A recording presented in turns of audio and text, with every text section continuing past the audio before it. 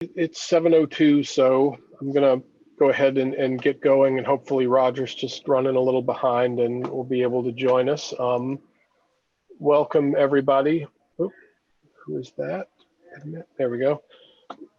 Welcome everybody to the December 7th, 2020 meeting of the Newmarket Municipal Budget Committee. We will do our best to start the meeting, as always, with the Pledge of Allegiance. So if everybody would care to come off mute and join me. I pledge allegiance to the flag of the United States of America and to the republic for which it stands, one nation, under God, indivisible, with liberty and justice for all. Telling you, we get a little better at that every time we meet. All right, so we do have a lot of folks from the school district who are with us tonight. Thank you all for being here.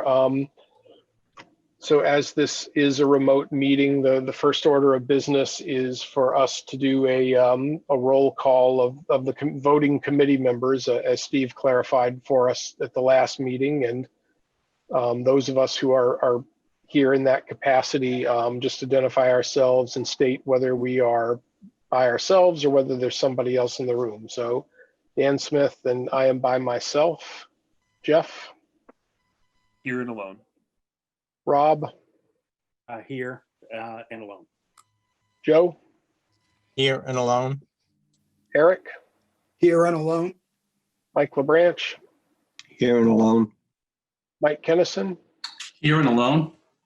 John Halsey? Here and alone. Zach Dumont? Here alone and working with a broken camera right now. Wonderful. Matt Evangelista? Here and alone. And again, as Steve clarified last time, we only have to ask the committee members whether they're here and alone. So I'll spare the rest of you from coming off mute at this time and going through that.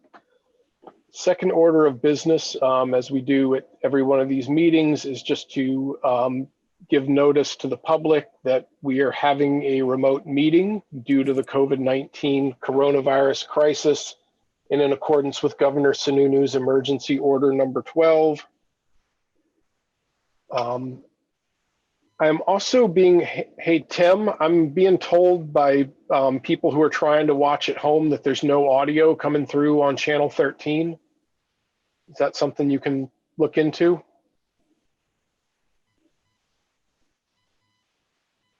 Tim Kremen, you there?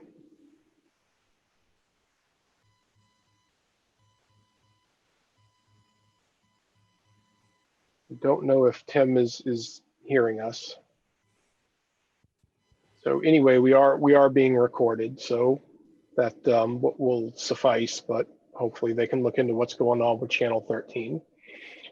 Anyway, in accordance with Governor Sununu's emergency order number 12, pursuant to Executive Order 2020-04, this board is authorized to meet electronically. Please note that there is no physical location to observe and listen contemporaneously.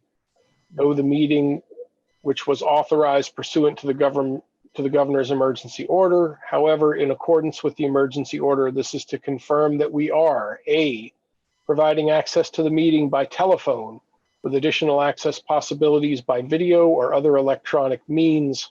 Specifically, we are using the Zoom platform for this electronic meeting, and all members of the board have the ability to communicate contemporaneously during this meeting through the Zoom platform. And the public has access to contemporaneously listen and, if necessary, participate in this meeting through dialing area code 312-626-6799 and entering meeting ID 926-371-29750. We've provided the public notice of the necessary information for accessing the meeting via Zoom, and instructions have been provided on the town's website, www.newmarketnh.gov. There are provisions made to alert the public body during the meeting if there are problems with access. In that case, please contact us at 602-292-1221. And as always, we will adjourn the meeting if the public is unable to access the meeting. In this event, we will reschedule. Please note that all votes taken during this meeting shall be done by roll call vote. Roger, we just want to quickly confirm that you're by yourself. By myself. I apologize for being late, but internet is down. Quite all right. We're glad that you're able to join us. For the record, channel 13 is having apparently a more general audio transmission problem that has nothing to do with us. Again, as I'm, because the meeting's recorded and will be available for the public to view after the fact, I believe that suffices. All right, so I'd like to move along to the first order of business we have this evening, which is to approve the minutes of our November 30th meeting from last week. I hope everybody had a chance to take a look at those, and I'd entertain a motion from the committee to accept the minutes of the November 30th, 2020 meeting. So moved. Thank you, Joe. Do I have a second? Second. Thank you, Zach. All right, did anybody see anything in the minutes that needs to be added, edited, anything at odds with your recollection? I went through them earlier and they looked all right to me.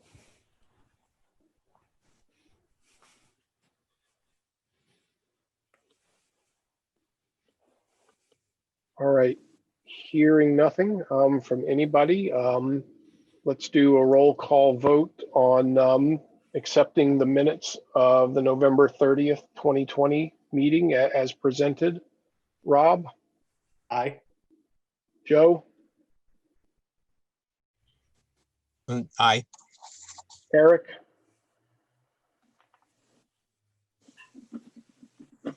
Aye. Mike LaBranch? Aye. Mike Kennison? Aye. Roger? Katie? Aye. John Halsey? Aye. Zach Dumont? Aye.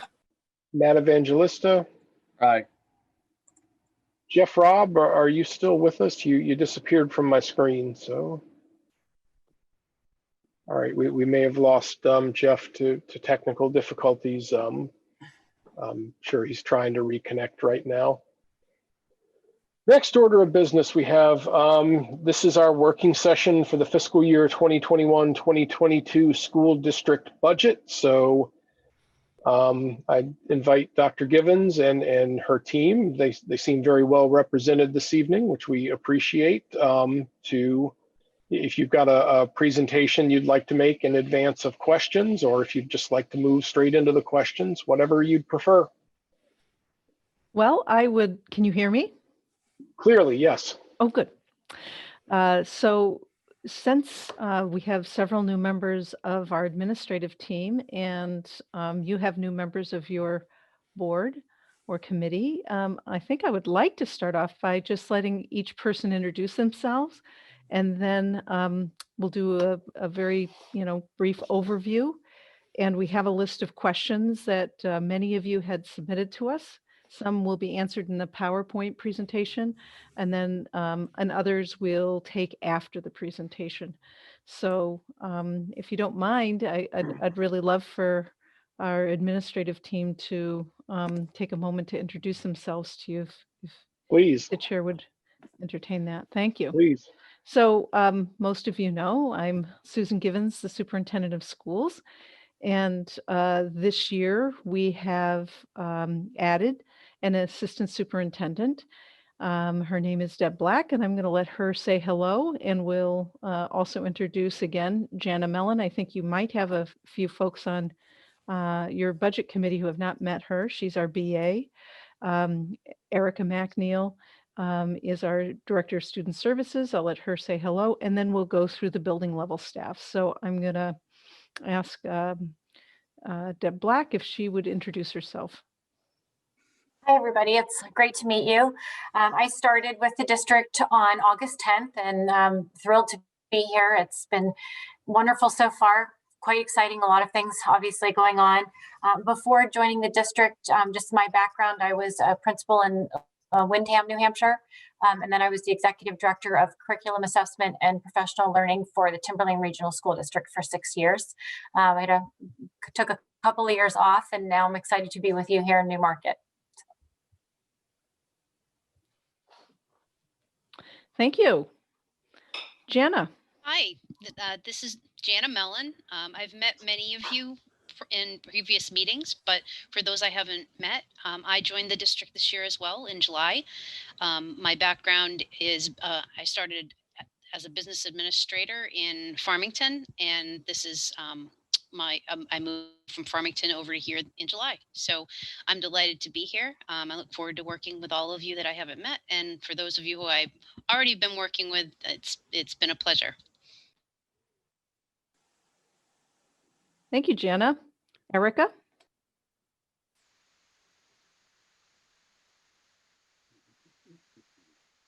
Sorry, Erica's going to join us at 7:30. I forgot she has another meeting she's attending right now. So we'll go to David Dalton, our new junior senior high school principal. Good evening, everyone. Pleasure to be here. Nice to meet all of you. As you know, this is my first year. Started officially July 1 as the junior senior high school principal. Before that, I hail from Cape Ann, Massachusetts, Ipswich High School for 33 years, a couple years at Merrimack. I was a teacher, science teacher, biology for 17 years, coach, athletic director, assistant principal, and I'm so excited to be here in Newmarket, working with our students and really a very welcoming community thus far, despite the fact that I'm walking into a pandemic in my first year. It's been really great, and I look forward to working with all of you. Thank you, David. Jen?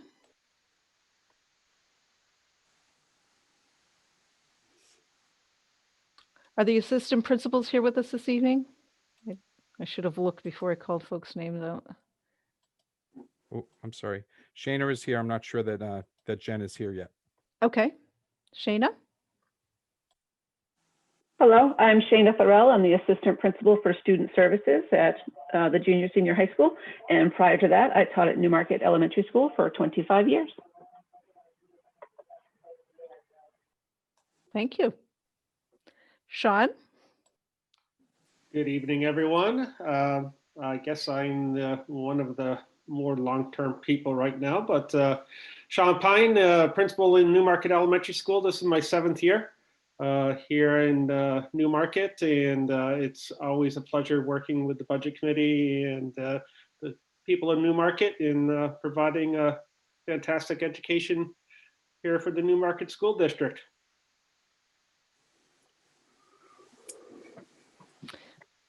Deb?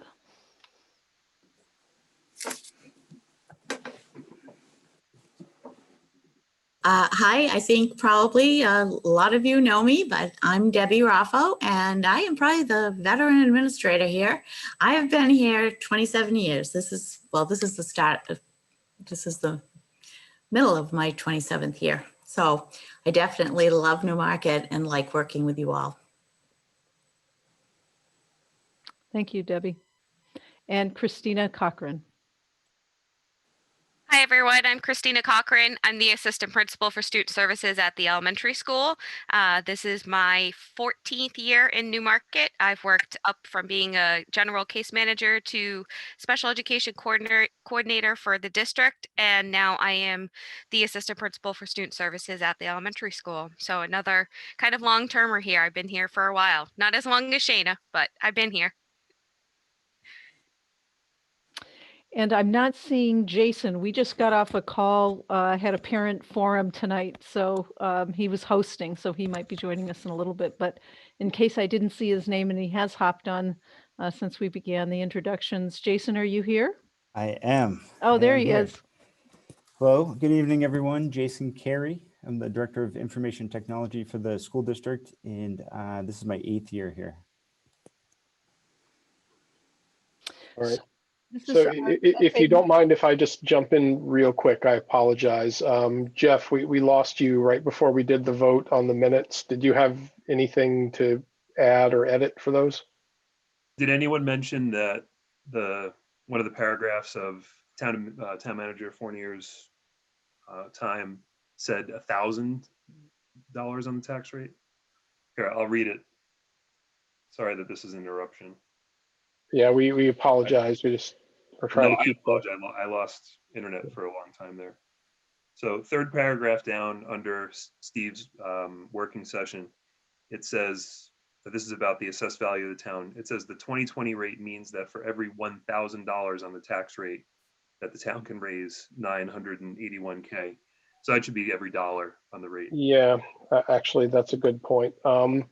Would everybody be all right if we re-voted on that quickly, subject to that edit, because it is a rather important and material one? So moved. Thank you, Mike. I'll second that. Thank you. I believe that was Zach seconding that. So let's go through one more time, please. Rob? Aye. Joe? Aye. Eric? Aye. Mike LaBranch? Aye. Mike Kennison? Aye. John Halsey? Aye. Zach Dumont? Aye.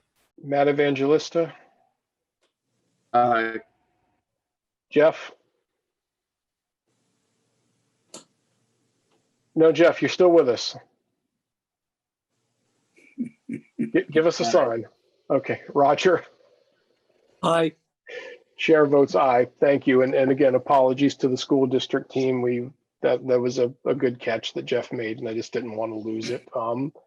So again, please take it away with the presentation. Thank you. Just give me 1 second to share my screen.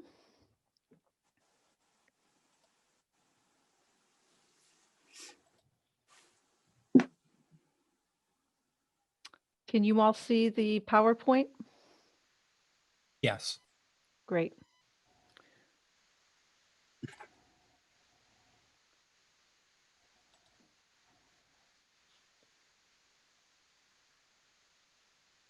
Okay. I am not proficient at using Zoom, so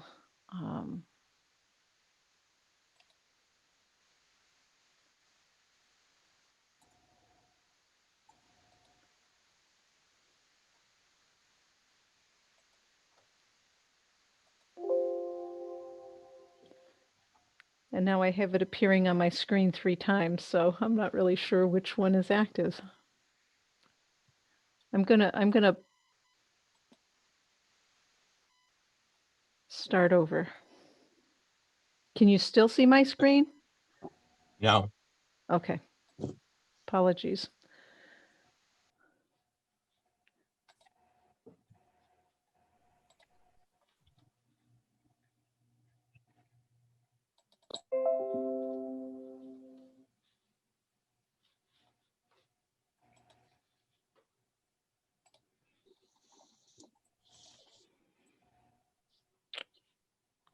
Okay. Are we up and running again? Yes, we can see it now. Okay, great. I'm just going to go through the slides. I think I have 10 altogether, so if you'll just bear with me, it'll be a little warm up. So as we approached thinking about this year in the middle of a pandemic, we really tried to focus our attention on one primary priority, and that is that we would develop this budget with a mind for attending only things that were essential, that if we did not address, would have a detrimental impact on student growth and development. We built it based on the assumption that we would be opening school next year normally, and felt that if we had to shift or continue in kind of this hybrid model of offering on-campus learning and remote learning, that we certainly have learned an awful lot through this year, and we would make those adjustments accordingly, but did not feel that it was appropriate to try to develop a budget based on a COVID environment that could resolve itself. So this budget is based on having on-campus learning and our full complement of programs for the upcoming school year.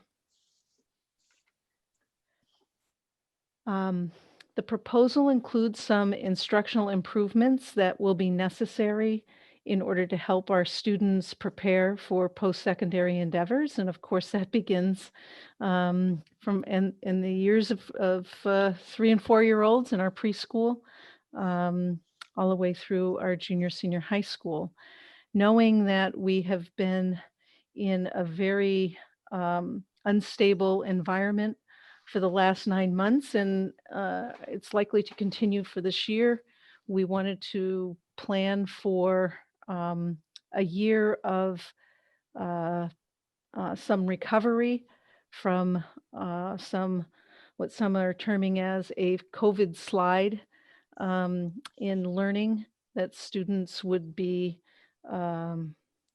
faced with having to close when we come back in a more traditional model of education. So with that in mind, we wanted to keep our class sizes on the lower end of the range of what our class sizes would look like at the elementary school, knowing that we wanted to have teachers have more time, individual time and attention that they could provide to each kid in their classroom. And in order to be able to do that, we need to add one additional teacher at the elementary school level. It's likely that we would need to keep our class sizes on the lower end of the spectrum, not artificially low, but certainly there's a range. We don't want classes being designed or developed with, at the higher end of that spectrum. In addition to that, though we're adding a 0.5 art teacher at the high school, it really impacts both schools. At the high school, by adding this 0.5 at the junior high level, it allows us to have a person that's dedicated to the arts at the middle school level, and it allows us to be able to expand offerings at the high school level as well. This last year, the year we're in now, we added staffing at the high school.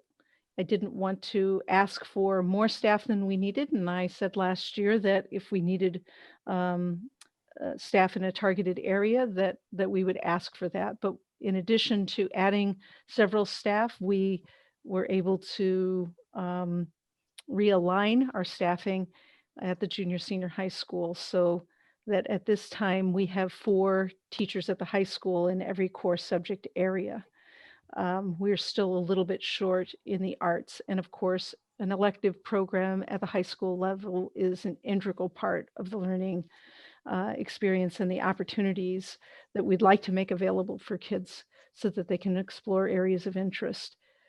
In addition to that, I think it was 3 years ago when I look back, that there used to be a full-time ELO coordinator at the high school, and that's Extended Learning Opportunity Coordinator.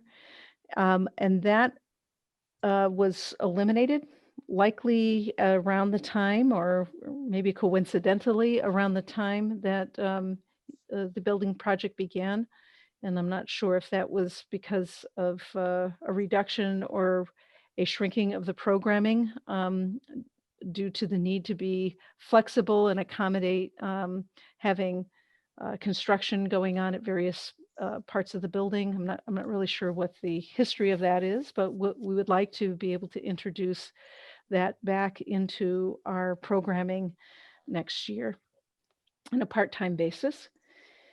In addition, we would be shifting a case manager or a counselor, actually what we're terming currently as a special education counselor, to just being a member of the guidance counseling staff. And by doing that, we'll be able to balance out the caseloads for the counselors that are serving kids in the middle school and the high school. So as opposed to having two full-time counselors with a very large caseload and one counselor with a very small caseload, this would allow us to be able to balance out the caseload.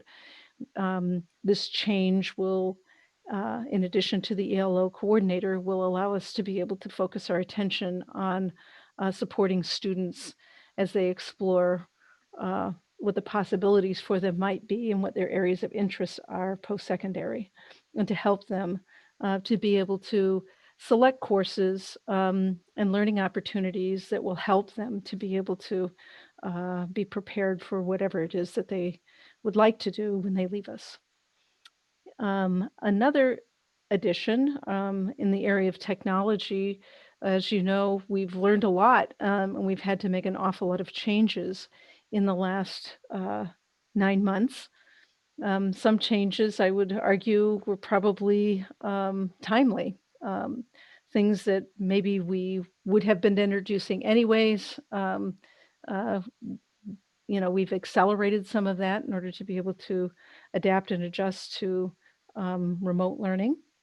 And one of the things that we don't have on staff is somebody in the area of technology that is familiar with how to integrate that into classroom learning experiences and support teachers as they're designing curriculum and instructional activities using the new technology that we have.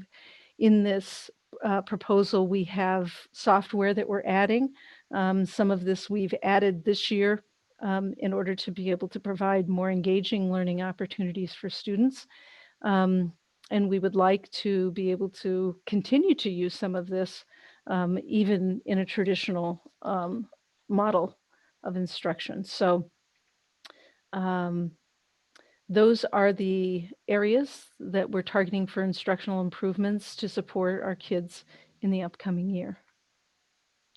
Operational improvements include upgrading the Wi-Fi at the elementary school.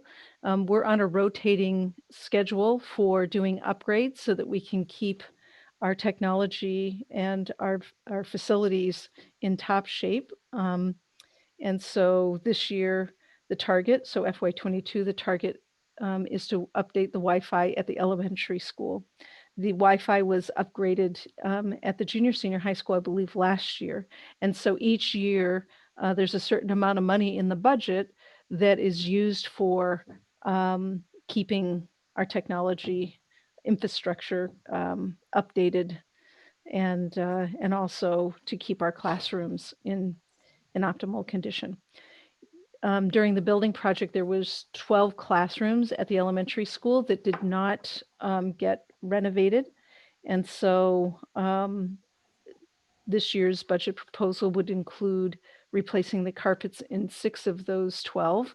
Next year, we would look to replace the carpet in the other 6. And every year, though we did a big renovation project, we still have areas of both buildings that did not get touched, or sections of the facility got touched and other areas did not. So we will continue to need to have a certain amount of money in there. Though the projects may vary, the need will remain. In addition to that, adding presentation systems at both schools, one for the library in the elementary school and one in the presentation room or the audit, our cafetorium area that can be used when we're having bigger activities, whether we're hosting meetings for ourselves or inviting the community in for presentations or parent nights or whatnot. Then we would have systems available in spaces that are set up specifically to accommodate that. Again, this is the focus for this year. Next year, this could be for um, replacing other aspects of our technology. And then the other item that's up for replacement, all of the handsets were replaced during the building project in the classrooms, but they were not for administrative purposes. So next year, that is on the docket for replacement. So those are the operational improvements supported by this budget proposal. I believe it was Eric that asked for this information. So this is the breakdown of the costs associated with the positions that we would be adding in the upcoming year. It shows here the position title, the FTE, what school or operational area, the salary that we budgeted. Of course, that's not necessarily going to be the salary that we hire people for, but those were our placeholders, the taxes, the retirement costs, and the benefits that were set aside for those positions. So as you can see, the total amount for salary and benefits associated with the positions comes to $279,459. You will receive a copy of this PowerPoint, so you don't need to write these numbers Thank you. down. So total staffing to support our educational programming for the upcoming year, the total FTE and staff would be 219.99 or 220 staff members in total. 89% of those are building level staff, so they either report to the junior senior high school or they report to the elementary school. The new staff that we're requesting represents 1.4% increase in staff over the FY21 staffing plan. And again, the total cost impact is $279,459. In terms of total cost, our budget, so the amount that needs to be appropriated at the town meeting is $24,421,660.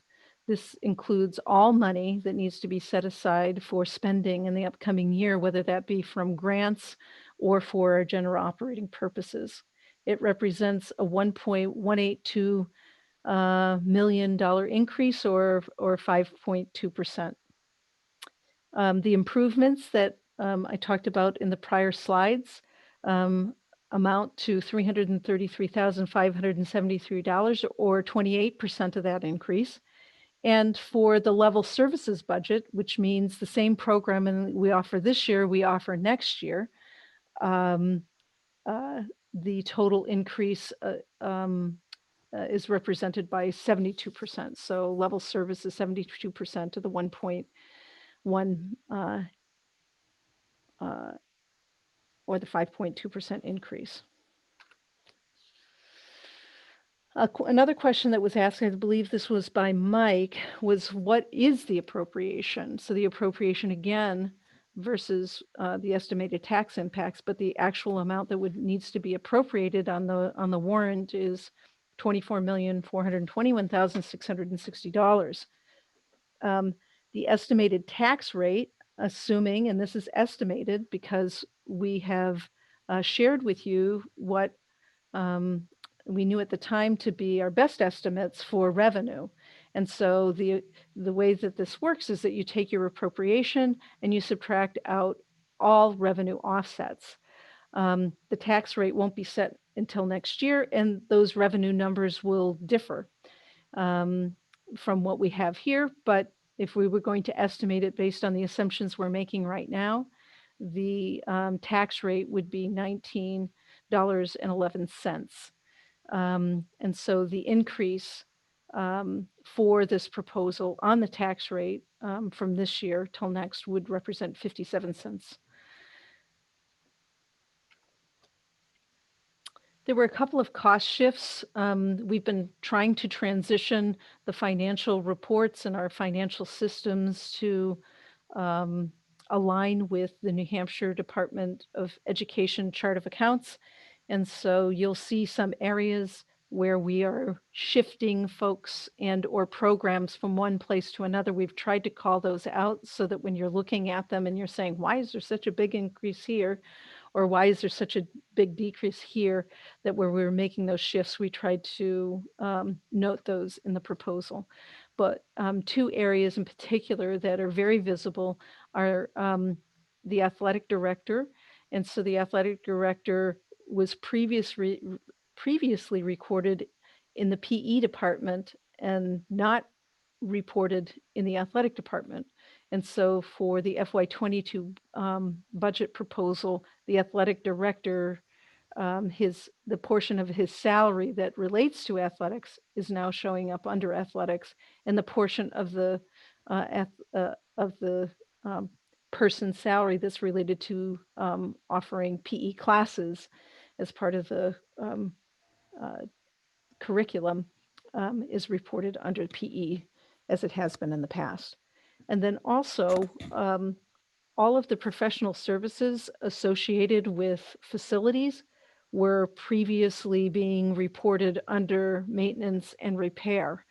And though it certainly requires professionals to provide maintenance and repair, professional services for things like inspections and doing certain, providing certain services like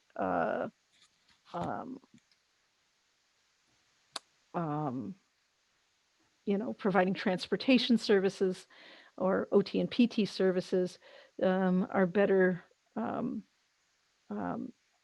reported under professional services, not under maintenance and repair. So Jana this year split out professional services from maintenance and repair. And so it looks like in almost all cases, when you're looking at the professional services line, like there's a huge increase because things are now being reported there as opposed to under maintenance and repair. And with that, we will turn to the questions that you've asked, and I've organized them by topic so that we're not hopping around from one person answering versus another. And so I tried to take those questions and summarize them, and we'll have the various members of our team respond to those directly so that if you have further questions that you'd like to explore, that they'll have the floor and be able to answer them. So I'm going to stop sharing now, and then I'll read off some of those.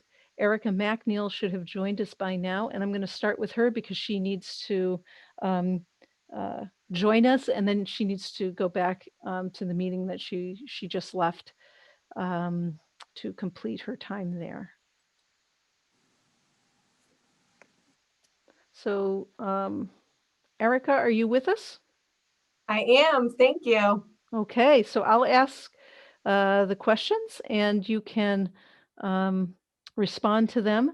So Erica, again, is our Director of Student Services, and Student Services includes special education and ESOL, which is students whose primary home language is not English. She oversees nurses and our counselors, our school psychologists, and all those folks that were on our prior call. And so she's going to answer a number of questions that were asked in her area. So Roger asked, do we charge tuition for preschool? Yeah, so first I just want to apologize for having to kind of start and leave. I'm actually doing an on-site school review for the NEASC organization for the Farmington School. And so I've been scheduled in observations from about 7 a.m. until 9:30 tonight. So I'm exiting and then I'll be rejoining that NEASC on-site right after I answer these questions. So first, for our preschool program, yes, we do charge tuition. We are mandated by law to provide services to students beginning at age 3 and all the way through 21. So we have a preschool program so that we are serving our students who are 3- and 4-year-old students. And we have moved to a more, what we call an early childhood model. And what that is we have 50% of our students who are students with disabilities, and 50% of our students are students who are typically developing. The reason we use that model is because our typically developing students are good peer models for our students with disabilities. Otherwise, we have a substantially separate program and a special ed only program for our preschool. It also provides a great opportunity for those students to be into our building and get a great high quality early childhood program. So we do charge tuition. We are seeing a bit of a dip right now. Obviously that's due to COVID. We haven't taken in new students this year, except for students who have disabilities, and we are required to serve them. So we've got a little bit of a dip, and then our plan is next year to rebuild our typically developing peer pool and take in more revenue. The regular ed students are the ones that pay tuition, correct? Not the special ed students. Exactly. Our special education students were required to provide them a free and appropriate education. So they do not get charged. Only our students who are coming as our typically developing peers are charged. Thank you. Yes.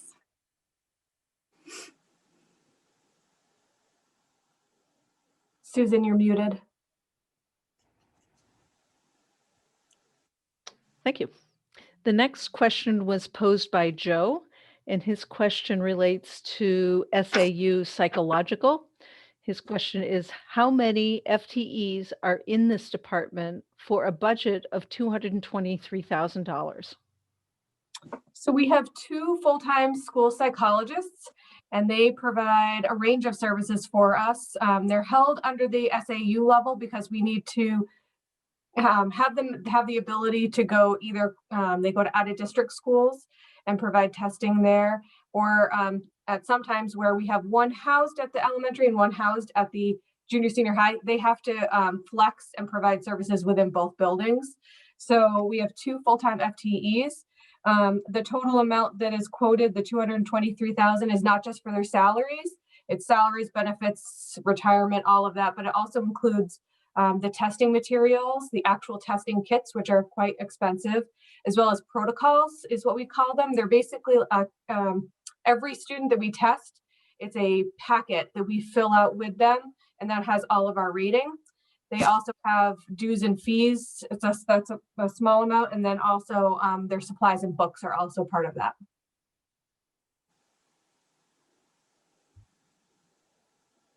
Any thought to outsourcing those positions? Would it be cheaper? No, it would be extremely expensive. You could run anywhere. I would anticipate if we outsourced, we would probably be spending about double. These are they're few and far between to find them. We're very lucky that we were able to hire them on our teacher contract. Many districts cannot hire them on their teacher contract. They actually have to have a separate scale because they are on our teacher shortage list. Okay. Okay, the next question again was posed by Joe, and he would like to better understand OT salaries. He says there's $102,000. Is that part-time?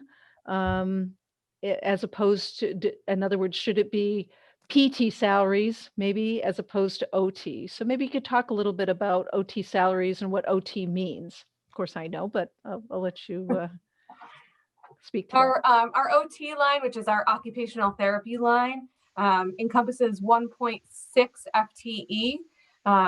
And you'll see that there's some changes, again, on how they're reported. The FTE is the same as it was last year, but I believe you were looking at a line item detail.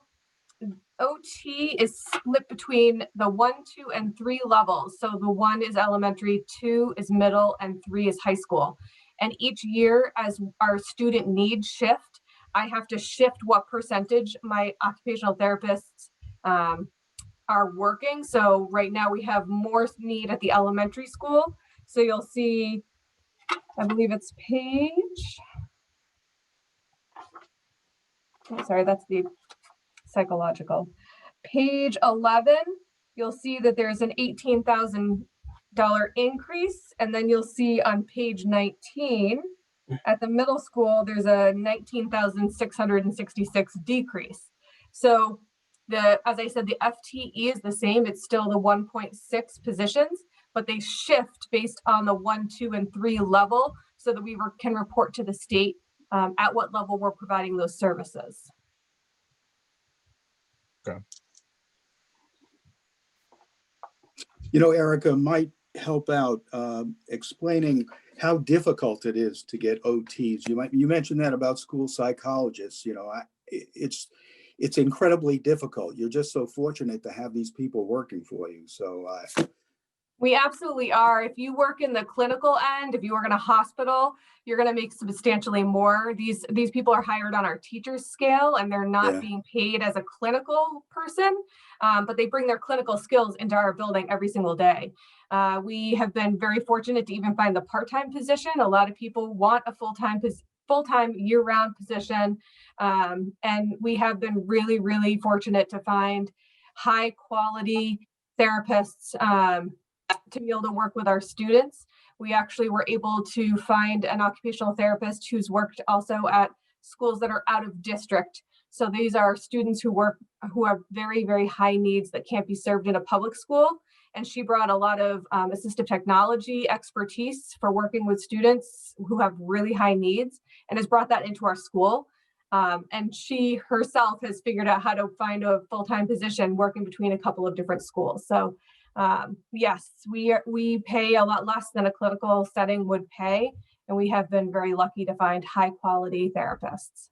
Yeah, good job. Thank you. In all areas. And in fact, last year we were struggling, Eric, to cover all the speech services that were identified in the IEPs. And we had to outsource. And even at that, of course, we weren't able to fully meet the demands. And we were able to add another full-time, which was in the budget in the first place, but we were able to find a really high quality speech pathologist that joined us. So we are fully staffed in all of our therapies. Excellent. Yeah. Excellent. Yeah. Why do you think that is, out of curiosity? Because I mean, in general, given the struggles we're having hiring substitutes and some other positions, it feels to me like a general environment where it's not especially easy to fill positions in a school, but suddenly we seem to be on this run of luck. Do we have a theory for why that is? We got out in front of the hiring process. So in schools, there's a cycle for hiring. And if you are able to identify the positions that you have open and you start early in the cycle when your quality candidates are out there looking, so that it gives them adequate time to look, the quality of the applicant pool is much richer, and you're able to secure them before everybody else is going out. So the idea is that when you're hiring, it's understanding those cycles and getting out in front of it. So we started advertising for our positions for this year back in February. And because we were able to do that, we were able to get, you know, those folks that were thinking, hey, I'm a senior in my program, or I'm moving into an area, or I'm going to make some kind of a shift, and they'll start looking around that time. So if you can get out in front of it and you know what positions are open, then there's three cycles in hiring. So the first one is then, and then right after that, if you can get your next ad for the next level of people that are not accepting contracts or your renewal process, and you can get in front of that, then again, you're getting the second wave. And so most of our positions we were able to hire and have secured by May. And then for the last cycle, those are the ones you're always struggling to fill in the end. So we were able to secure most of these positions by May ahead of the cycle. And of course, people in a COVID environment don't necessarily want to be in clinical settings right now. So I think that might also have influenced our ability to get some of these clinicians in the last year or so. Any other questions for Erica around student services? So that would be special education, everything from preschool all the way up to out of district placements. Any questions around that? Because she's going to have to hop off And I Just want to a real make quick sure. one. This is Matt Evangelista. I just had a question around the COVID-19. I didn't, looking in the budget, I'm assuming that the nurses are under this somehow and have some planning into that or some budgetary numbers. And I don't see a tremendous amount of money put into that, whereas COVID will be here for a while. I know you made the comment earlier on that you weren't planning on it going forward, but at some extent it's here to stay. So I just didn't see a lot of money put towards PPE, cleaning materials, student protection, teacher protection, food services, and all that kind of rolled into one. I didn't see that a number that I thought was sufficient. Knowing that I deal with it on a daily basis at 11 sites myself on a large scale, things cost a lot, and the rarity and the difficulty in acquiring these products. I mean, you pay a lot of money for it. I just don't know if you've got it covered. Do you feel comfortable with the numbers you have in here? This budget proposal does not include a COVID environment. So if it continues the way it is and we don't get vaccines and we need to continue with that, then we'll have to make adjustments, from there. Whether that would be leveraging grants or having to dip into reserves or some other choices that we would have to make. That's what we do. Some of the things that we had to buy this year, we're not going to have to buy again next year. So in terms of the sanitizing equipment, we're not going to have to buy that again. What we would have to buy are the fluids that go into those devices that allow us to sanitize our areas quickly. But that is not included in this budget proposal. So for nursing, we have what we would normally have. We have a lot of masks. I don't anticipate that having that type of PPE as being a significant impact in the upcoming year, though there will be some things that we would have to buy if we have to continue to, provide gowns and other forms of PPE for staff. And so we would have to make those adjustments. If we don't need it, I don't like to ask for money that I don't think that we're going to need. And in other areas, if we're still in COVID environment and we're still not able to provide a full complement of co-curricular programming because we can't have kids here, then we would take the money from there as we did this year, and we would reallocate it towards those types of expenses. Thank you. Mm-hmm. Any other questions for student services? If not, thank you, Erica, very much. I hope that the rest of your evening is productive, and look forward to hearing more about what you've learned when you return. Thank you for your time this evening. We appreciate it. Thank you so much. Have a good evening. Thank you. So I'm going to shift back. There were some questions about salary and benefits. So the next series of questions are going to be targeted to Janet for a response. So the first question is from Roger, and there was a similar question asked from Joe, though I don't know if they're identical. They're related to severance and retirement benefits. Roger's question is, why are there unusual expenses for retirements? Are not these benefits accrued on an ongoing basis? What is NHRS? Jana? Hi. First of all, thanks everybody for sending these questions to us. These are great questions, and we really appreciate having a chance to prepare them. It really helps us make efficient use of your time.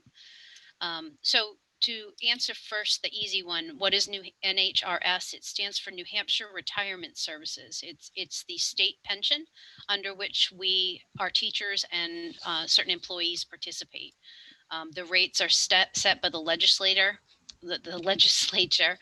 and we contribute a portion of the individual's salary to New Hampshire Retirement each month. The employee themselves also contributes to New Hampshire Retirement each month.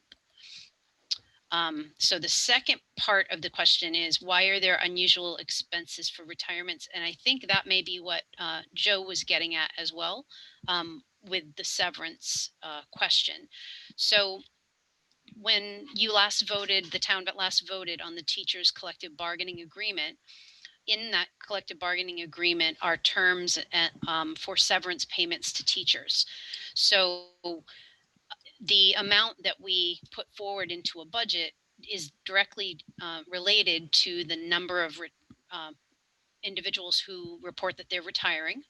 And it also is directly related to their longevity in the district because the rates change based on that. So what you're seeing in this, the amount that's in this proposed budget is you're seeing retirement costs for 5 individuals who have declared that they are looking to retire. And of course, that will vary year to year as different staff propose to retire. So I hope that answers your question. And if I didn't answer the right part of your question, please let me know if there was something else you were looking for there.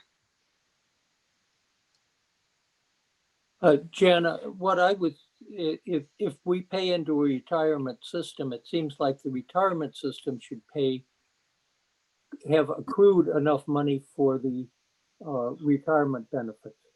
How is it that it doesn't do that? That's a good question. So the pension is different than the severance. The pension is actually what gets paid from New Hampshire Retirement. The severance payment is something that was negotiated by the Newmarket Teachers Association as a benefit that the district provides. So that's a great question. New Hampshire Retirement doesn't provide those severance payments. Can you talk a little bit about how the retirement impacts our budget? Sure. Every year, biennially, New Hampshire Retirement will set rates that are good for 2 years.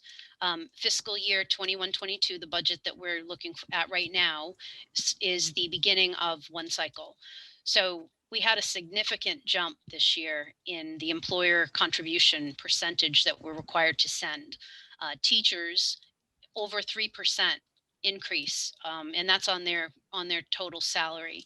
And for employees, which would be individuals like custodians or administrative assistants or other categories of employee, the rate went up by almost 3%, just under 3%. So that's a significant jump. There have been years where it's been, 1% or 0.5%, and some years where it stayed level. But that is a pretty significant jump. So that's a big part of our benefits. When you look at the salaries and the benefits include our health insurance and things, but it also includes New Hampshire retirement pension. So as I understand it, then the NHRS covers the pension, but there is a separate severance payment due under contract with the teachers union? Yes, that's correct. It was negotiated as part of the last collective bargaining agreement, and I haven't looked back, but I believe it's been part of the collective bargaining items for several cycles of negotiations.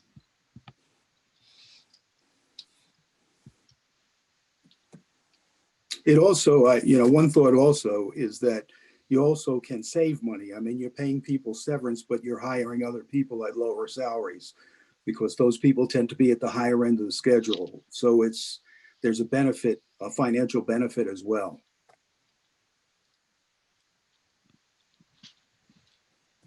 And sometimes it depends on the position too. So if a person who's retiring is one of the clinician type that we talked about earlier, the likelihood that you're going to have what we call breakage, which is the money that you would save hiring a younger teacher at a lower scale versus the veteran teacher who's retired.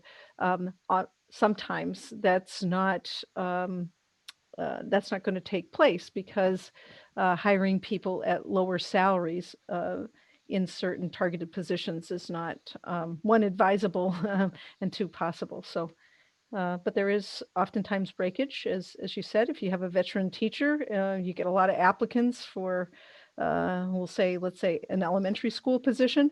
You get a lot of applicants for that in comparison to looking for a physics teacher. And so sometimes you have to take what you can get. And in other cases, we can plan for breakage.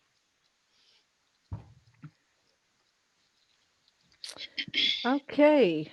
Any other questions about retirement or severance for Jana?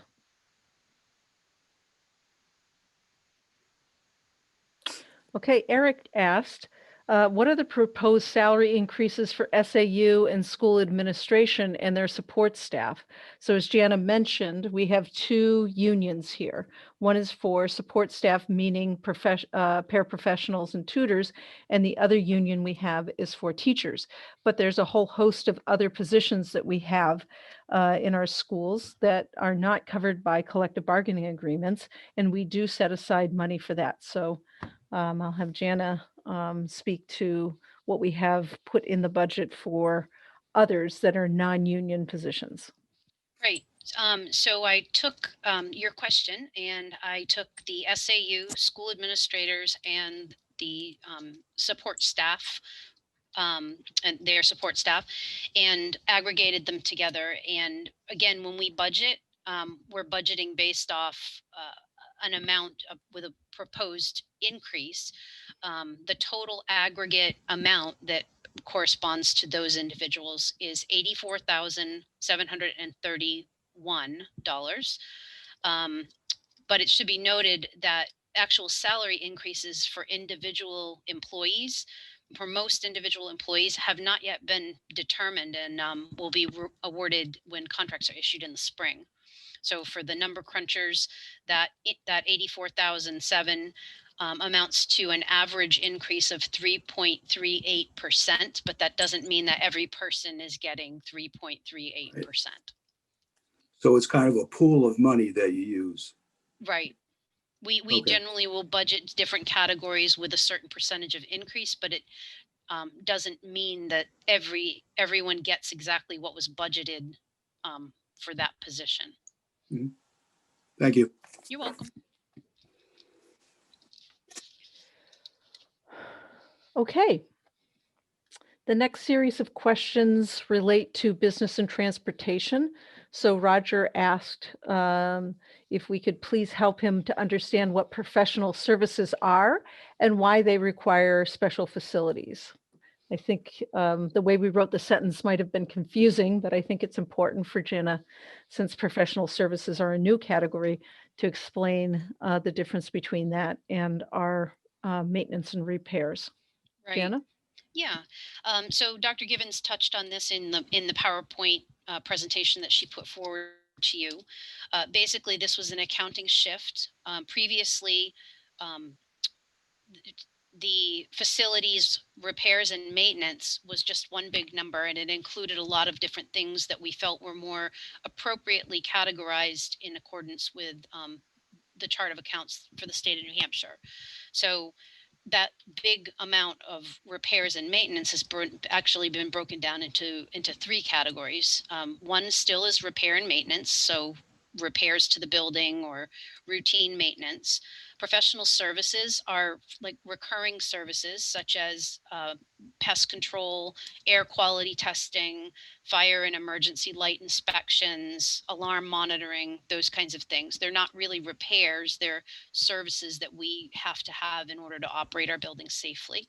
And then the third category, it's a much smaller amount, but we do have some facilities related software. We use a software called SchoolDude to help us manage help desk tickets for when people need to address something with a custodian that might occur in their classroom or in another part of the building. And we also are looking to implement a safety data sheet library that's digital as opposed to the paper versions we have now, to help us remain compliant with having the SDS sheets available to employees and emergency providers if there was ever an emergency with a chemical or substance at the school.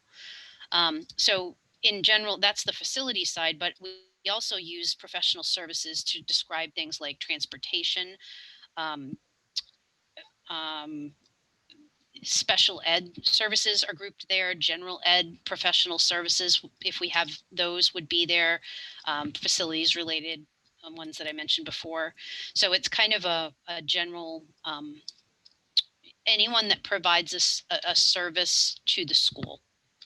I hope that answers the question. Does that help, Roger?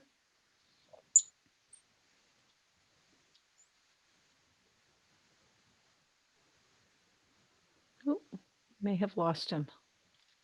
I hope we didn't. It looks like he's frozen. He was having internet problems earlier. Oh. Yeah, I've seen him drop and come back in a few times, so might be offline at the moment. Okay. Well, does anybody else have any questions about professional services? We can come back to it when Roger joins. I think Roger just rejoined. Roger, you back? I am back for a moment anyway. I'm sorry, did you miss any of my explanation, Roger? I can read. I apologize, John. No, not at all. Jenna.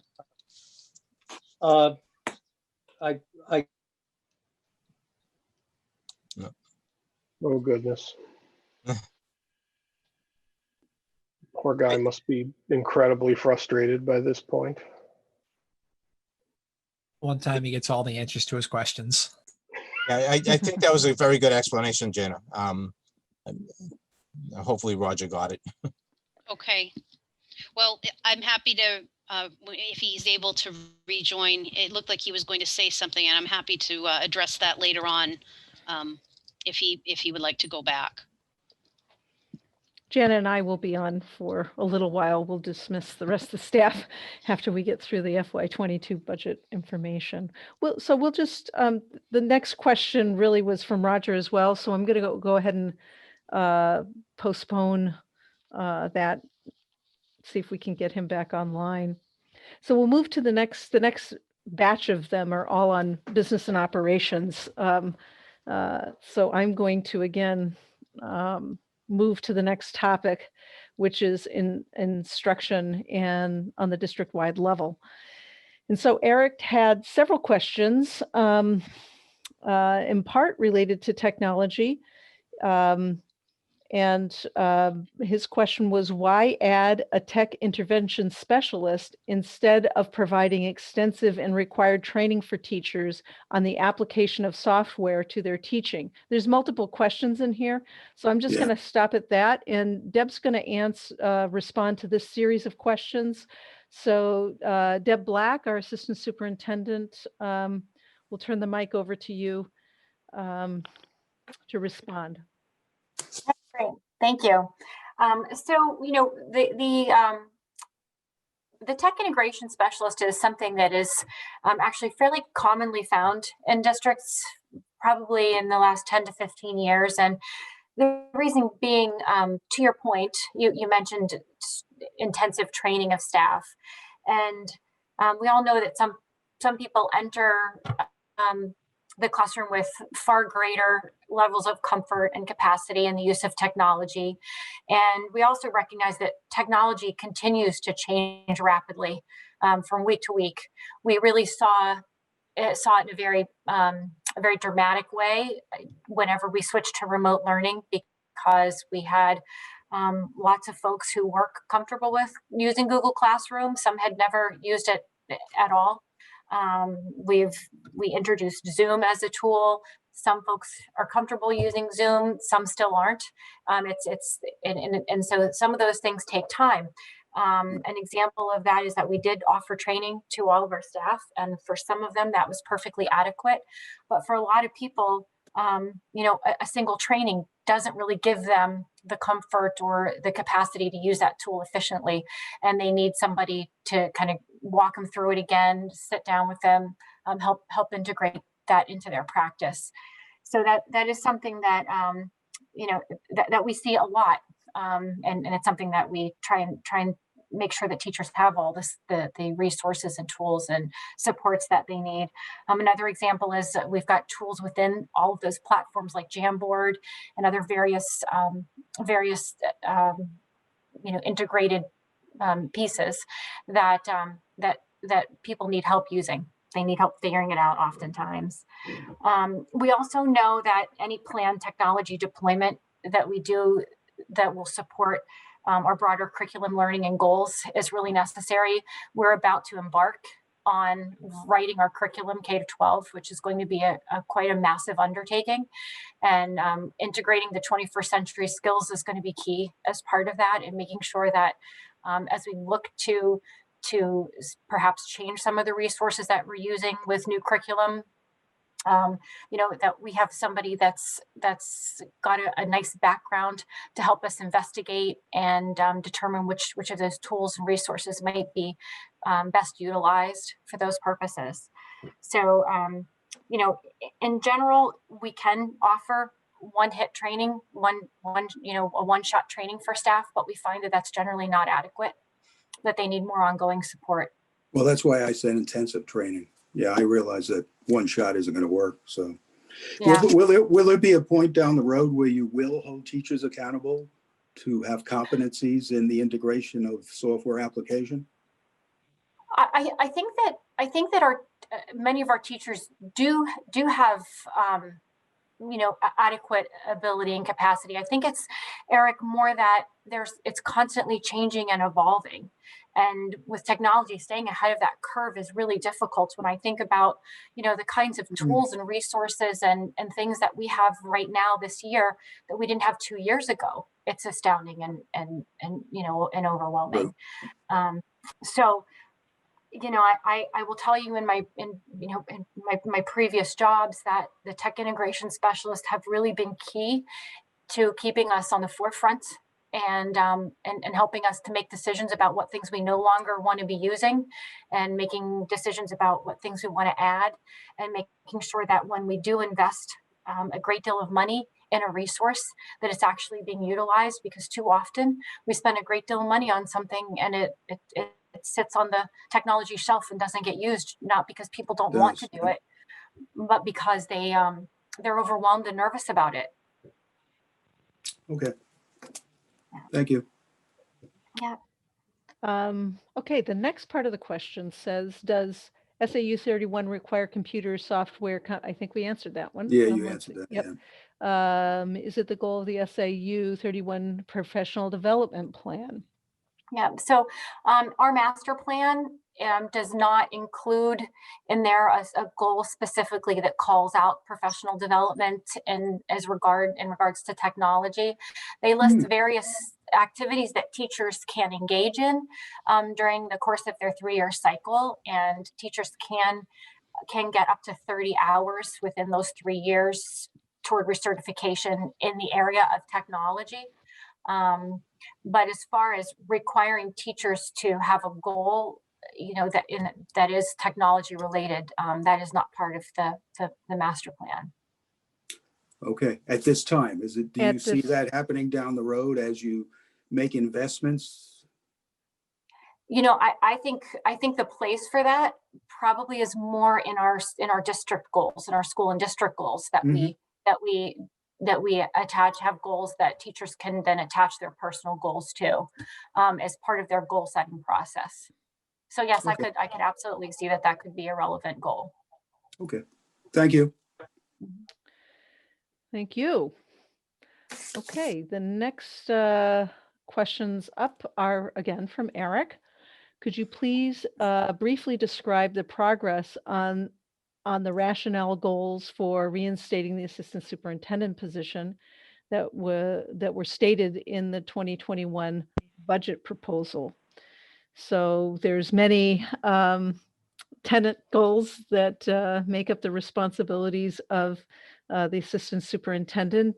Our primary focus area is on teaching and learning here. One element of that that's huge is hiring, recruitment, and induction.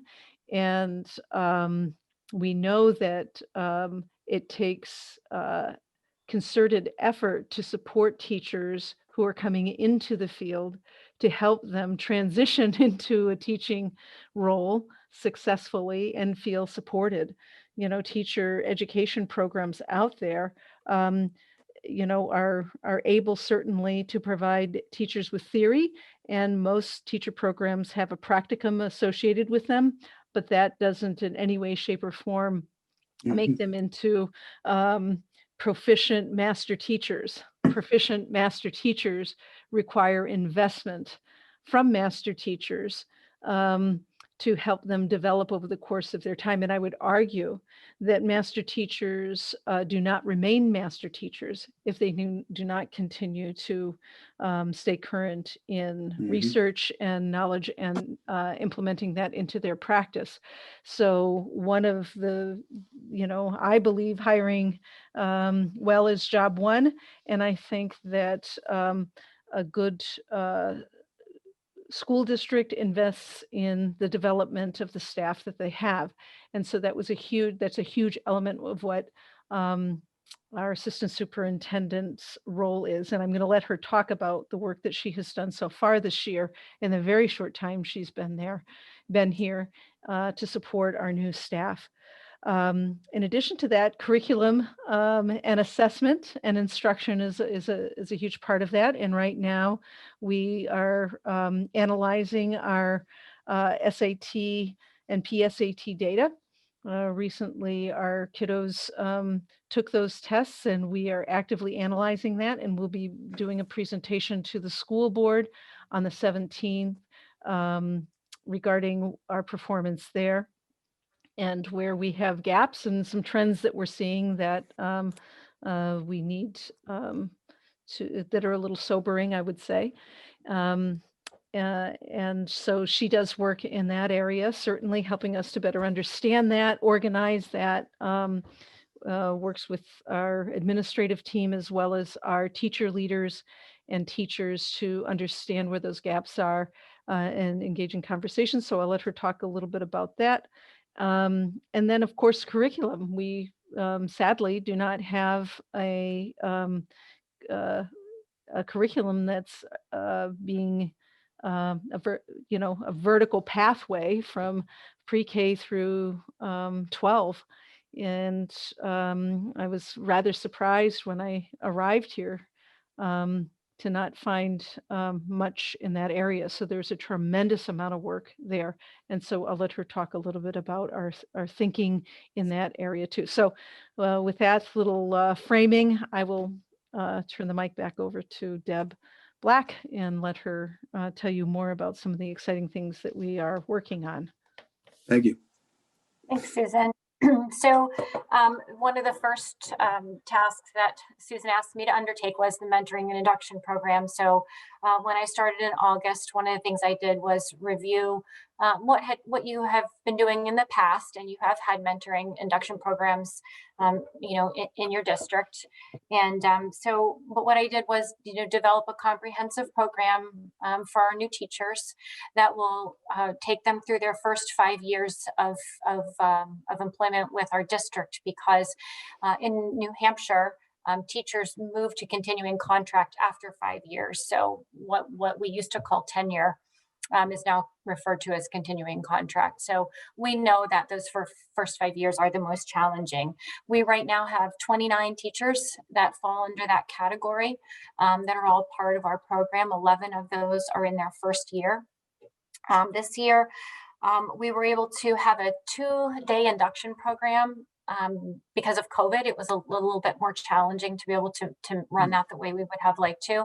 Next year, the goal would be to extend that to a 4-day, because there's really an awful lot that needs to take place when we really get somebody inducted into a new school district. A lot of that is just system level things, helping them just to understand the way we work, and then making sure that they're comfortable when they enter the classroom with their curriculum documents, when they have them, but with materials and just in general the way we're operating. So we do have, and I'm happy to share it with you. I've developed a handbook that articulates everything that we do in those first 5 years. We are holding focus sessions for our new teachers every month. They're virtual right now, but we meet monthly and talk about different things.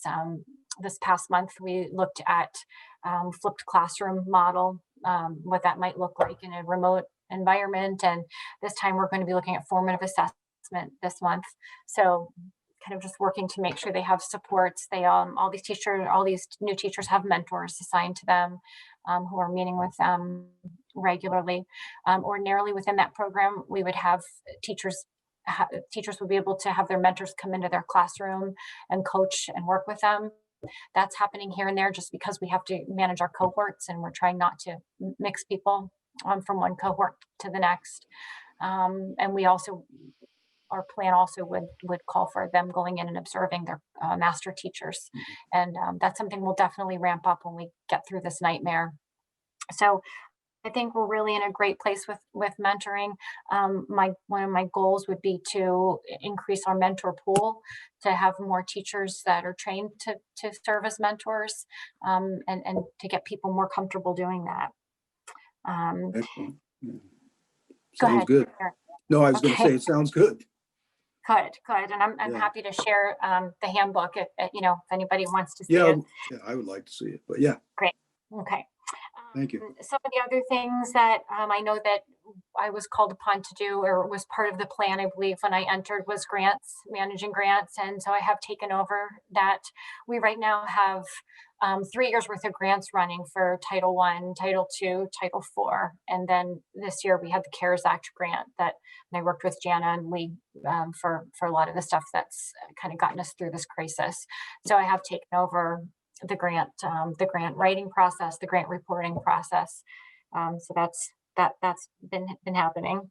One of the other things that we've done is, we have a comprehensive teacher evaluation plan that we've not been able to enact fully because of COVID. We can't go in and observe. It's hard to go in and observe teachers when you can't enter the classroom, and teachers are remote. So we've worked to revise the plan this year. That was one of the memorandums of understanding, and so that's happened. I also worked, as I said earlier, to try and get Zoom and Google and try and get some training to staff, and we've tried to make sure that they've had everything they need in regard to having the technology available for the remote learning, which has been great. I mean, we've really been able to make sure they had their headsets and their and some cameras and some monitors to make some of these things less tedious for them. There's also a tremendous amount of work that actually happens in the district around teacher certification and renewal and professional developing and the monitoring of all of that. We use a tool called My Learning Plan. And so there's been a lot of back end setup that I've been working to try and retool that. Because it's got a lot more power. Hopefully we'll be able to use some of the other aspects of that tool moving forward. And we also have our Educator information system, which is where we put all of our data related to our teachers that's linked to the Department of Ed. I've been working in that system as well, because we've got some teachers who are, in this COVID, we've hired a couple of people outside of areas of certification. And so, statements of eligibility, putting together alt plans. We right now have our Mandarin Chinese teacher is certified and licensed, but in another state. So, you have to work through some of those pieces. And so there's been quite a bit of that.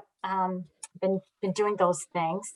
I'm trying to see was there anything else, Susan, that was on that was on the I think curriculum assessment and instruction. That's the big one. So really, in just looking at where we are right now, that's been a lot of what I've been doing, is trying to figure out what we actually have for courses written at the high school, what we have for curriculum that's written at the elementary school. We have a long way to go. we have a lot of work ahead of us in that respect.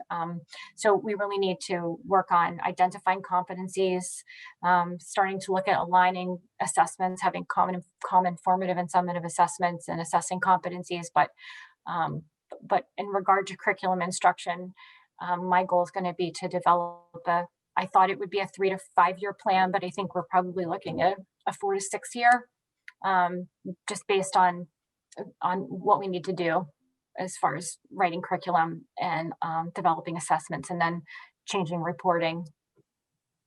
So we got a big job ahead. Yeah, it sounds like it's a busy, productive time under some adverse conditions. So good job. Thanks, Eric. Let's see. So I think that answers those questions. Yeah, Do we have I'm all set. Yeah. Okay. Thank you. Thank you. Do we have Roger back? No, Roger. Okay. So the next area, again, waiting for Roger to return. He's here. Oh, good. Yeah, Okay. I'm here. Sorry. Okay. Glad to have you. So we'll have Jana give a real abbreviated answer to the question that you missed on professional services. So I'm going to have her give you the Reader's Digest version. And if you'd like more information, we can certainly go deeper. So your question, Roger, was to help you understand what professional services are and why they require special facilities. And that was just perhaps the way that we wrote the sentence was a little misleading, but nonetheless, Jana will give you a quick explanation about what professional services are. Thank you. Mm-hmm. Jana, did we lose you? You might be muted. Yeah, Jana, you're on mute. Sorry, thank you. For a moment I froze, Roger, so I guess I caught whatever you have. So I don't know if you heard all of the answer. You had a question about the professional services, and basically I'll give you like the Cliff Note version, and I'm happy to provide you more detail if you'd like that later. So the professional services are basically, they're from all areas of the budget, meaning facilities, special ed, transportation, general ed. They're all aggregated together, and they typically are related to services that we need to enhance our buildings, provide services, ongoing services to the building that aren't really a supply or equipment or that kind of thing. And then the other piece that Susan had touched on in her PowerPoint is previously facilities looks a little different this year, because in facilities, we previously had one big number that was all called repairs and maintenance. But as Susan mentioned, we've been working to align ourselves with the financial accounting codes of the state. And within that repairs and maintenance, we've broken it down into 3 areas that we think are more transparent. The first is professional services, and in facilities, those would be things like pest control or air quality testing or fire and emergency light inspections or alarm monitoring. There still is a repairs and maintenance area, and that would be for physical repairs that we make to our buildings, facilities, and grounds. And then the third category that is much smaller dollar amount, but it still is important to segregate it. And it's for software. We do have a couple of facilities related software items. One is our help desk ticket system that allows people to submit a request for assistance from the facilities department. And then we also are looking to implement a safety data sheet library, which is going to be an online repository kind of for all of the safety data sheets for everything that we use, chemicals, cleaning items, hand sanitizer, what have you. And the nice part about the online library is anybody can access it. We can provide a link to it to our emergency responders in town. We can have a link up on our website so that our staff members can just go to the website and they can find whatever they have a question on. So it just makes the information much easier to retrieve. So does that answer your question, Roger? Yes, thank you. Okay, you're welcome. Okay, the next question from Roger is he would like to understand the estimate of a 10% increase in transportation costs. He's wondering if, given fuel and salaries, the cost of those being maybe a little less right now, should we be able to get a better bargain? So one of the things I will say is that usually your contracts for transportation are 5-year contracts, and you typically see a bigger bump in the first year of that contract because with transportation, they have a huge upfront investment they have to make in fixed assets. So keeping the buses current is really, really important. You don't want to have buses that are not in good repair and not modern, because you can't afford to have them breaking down and you're not able to get kids here. So typically you see these contracts be 5 years so they can amortize those fixed costs over the course of the contract. And of course, the costs of those are always higher 5 years later than they were 5 years sooner. The other thing that drives costs, especially in this area, is salaries. And salaries aren't lower. It's really hard to get enough drivers to support the demands for transportation right now. It's been a real area of shortage everywhere in New England. And so more and more, these transportation companies have to offer salaries or wages that are higher than what other industries are offering to be able to attract those people to these positions. It requires also, training in order to keep just to become a driver. So salaries and attracting personnel to drive buses is a challenge. Fuel costs are really attractive right now, but that's the reason why we went with the 10%. It could be higher, it could be, I don't know that it would be lower. Our best estimate would be that it's 10% because of those factors.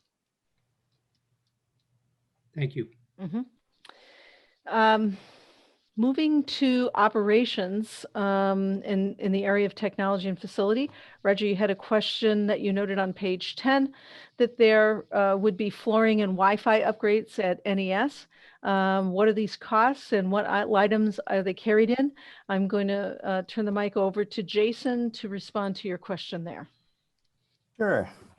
So for the flooring, we're looking at a total of 6 classrooms at $6,000 for a total of $36,000. And that expense is coming out of the elementary school repair line. For the wireless, we're replacing about 55 access points. And the total cost there is about $15,000. And that is coming out of the elementary school equipment line. Thank you. And Jason, I will add, are there funds that are available out of the technology fund that the school district has? there is a technology fund. There are funds available. As Dr. Givens mentioned previously, last year we replaced some core switching at the junior senior high school. This year we've done a core switch at the elementary school, wireless at the junior senior high school. So I think one of the reasons why we've avoided or just haven't spent out of those trust funds is, they're there for emergencies if we need the money. All this gear is replaceable, right? It's on a replacement schedule and will last us between 6 and 8 years. So we've done a good job of spreading those expenses out. Like I just explained, right? We do a little bit one year, a little bit the next year, so we don't have that rabbit in the snake, as they say.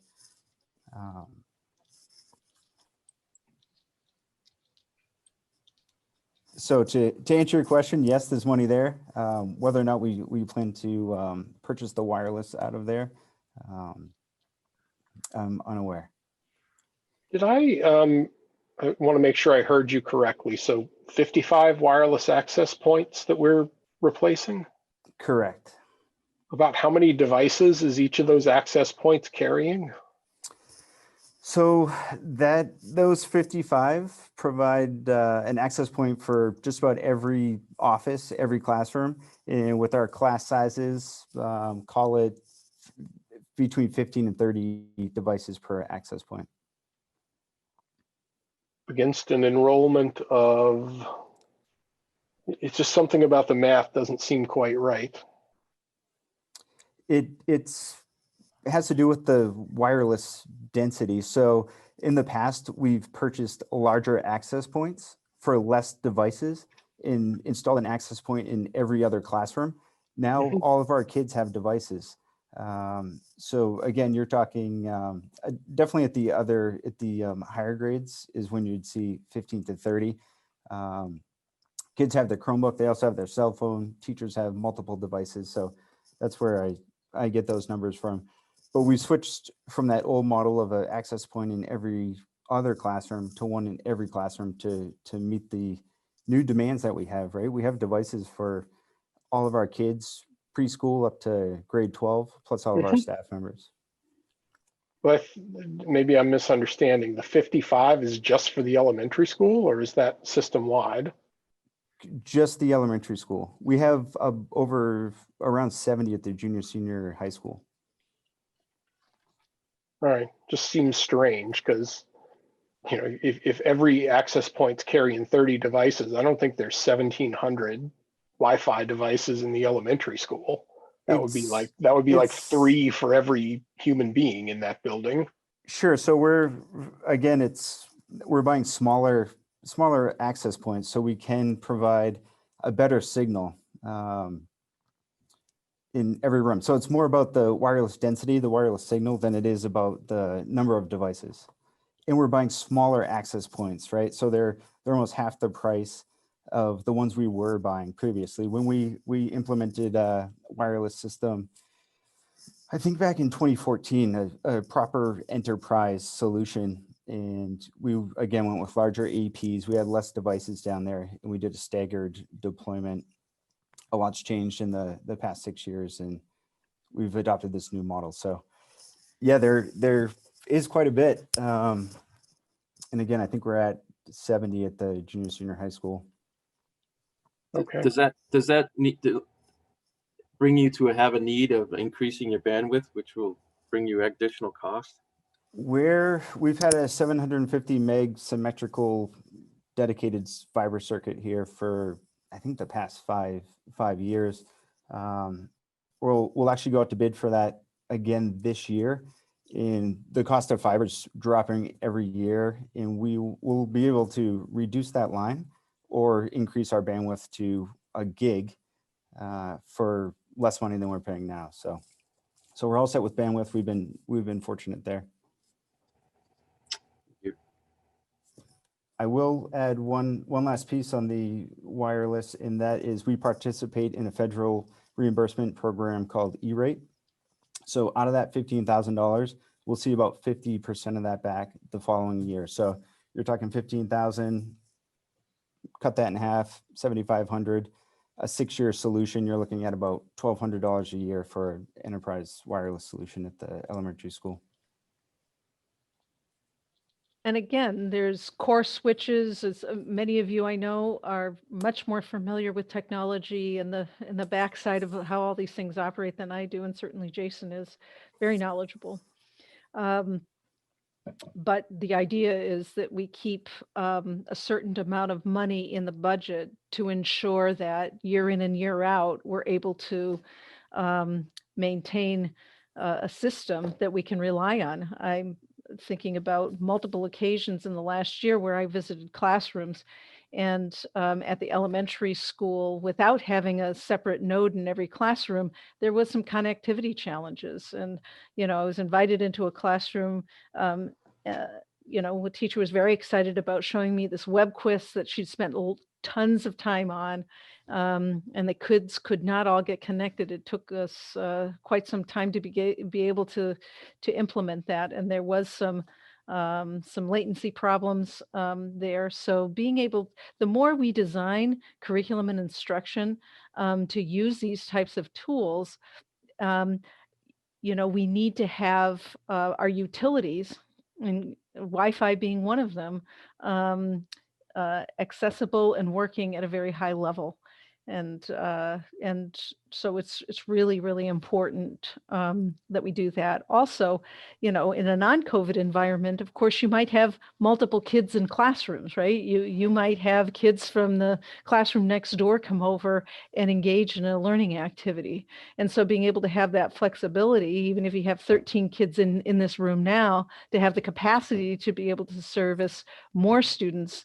If you were going to invite another classroom of students in to participate in something, then you could do that. We'd like to be able to have that type of flexibility and to offer different kinds of learning experiences for our kids.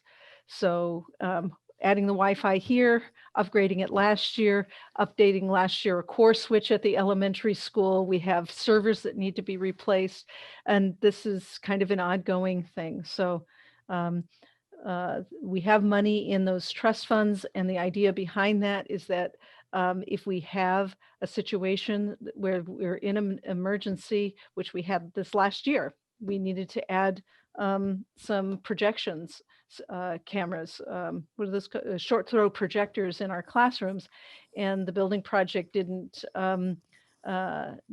didn't plan for that, but we found the need for that.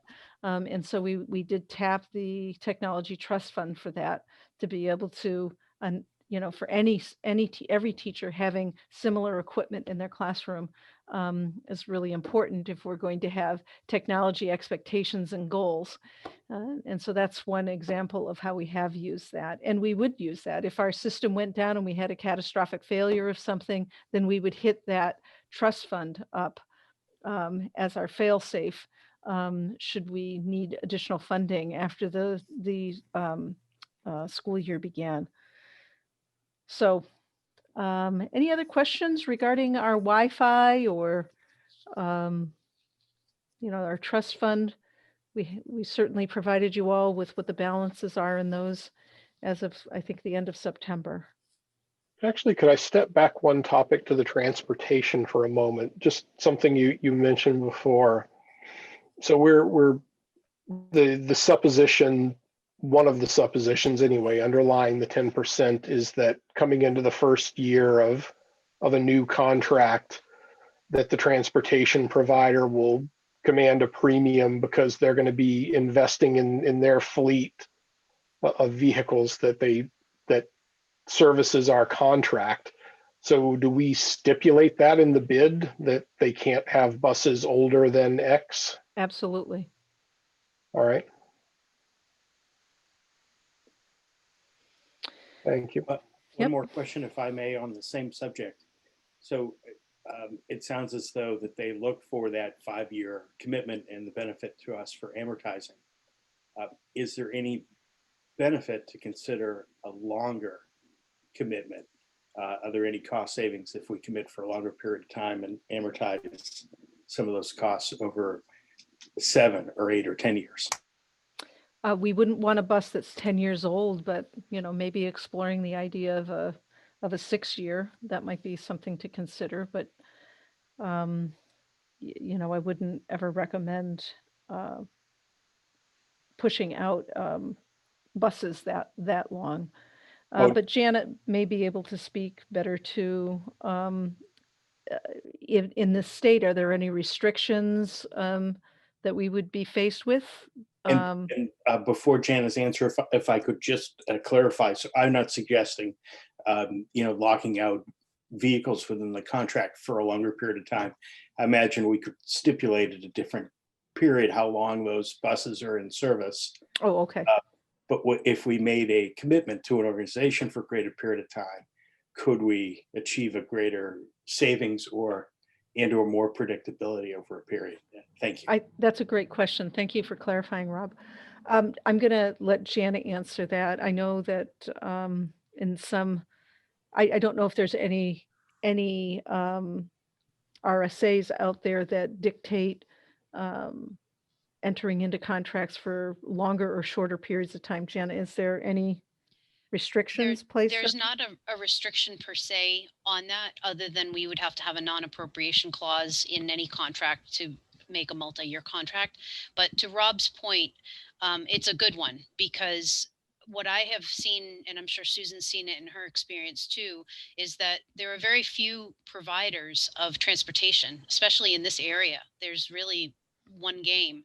So it would be different if, when you put the items out for bid, you could have some competition and maybe have a little flexibility on price. But when it's the same vendor, you lose a little bit of your negotiating ability with them. And what I have found is that every time we put something out to bid, which is per the district policy that we need to do that, the prices do go up for many of the reasons that Susan already has cited. But I've also seen it work well where at the end of a contract, rather than putting the contract out to bid, we negotiated a contract extension, like a 1-year extension under previous rates, or under slightly elevated rates for that next 1 year. So I'm not at all opposed to looking at that. We have a pretty good relationship with First Student. They have been they've worked really hard with us to meet the student needs in this fiscal year.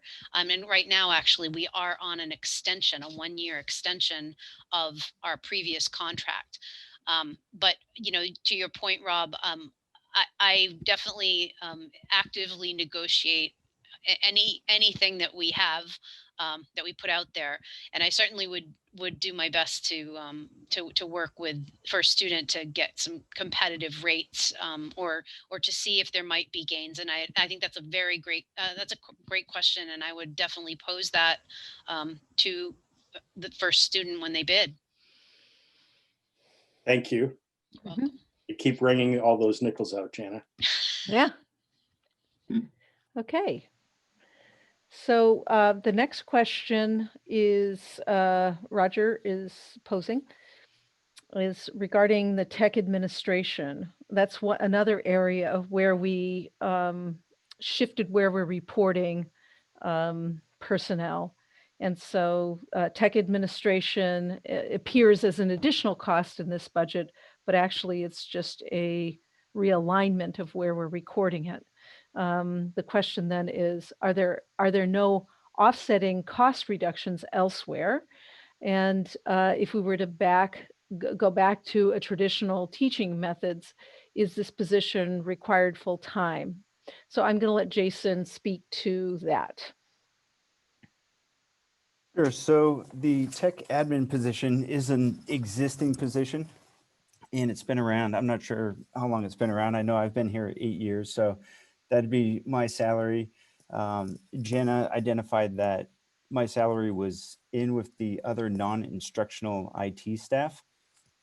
She's corrected that, moved my salary into the technology administrator line. So you'll see that shift there. It's a reclassification, and that's a good explanation. All right. So the only other piece to that is the other line doesn't drop down by that $90,000 because of the addition of the technology integrator position. That salary goes into that non-instructional line. So you don't see a drop by 90 because of that additional position.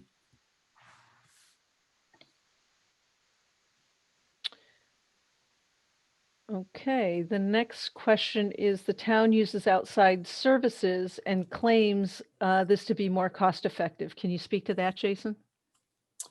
I defer to the town on that one. I'm not sure. I mean, we do use some consultants for network evaluations, assessments. If we're going to run, for example, the network cabling during the construction project, that's a little outside of what we're able to handle in-house here. Installation of short throw projectors, some AV solutions that we have in the district. So we do use consultants, we do use some outsourcing, but as far as I know, there hasn't been any investigation into outsourcing the work that the technology department does and has done. My understanding was that the town was not going to have a technology specialist because they were contracting this out. And Steve said that that was more cost effective. So you could take a look at it. That's all I'm suggesting. Okay. Let's see where we left off. Now that we've backed up and we've moved forward on the question areas, I think we are down to elementary school question. Roger asked, how lasting do we feel the negative impact of COVID on children's education will last? You indicate that it affects FY 21-22, but it will also require continuing remediation in future years.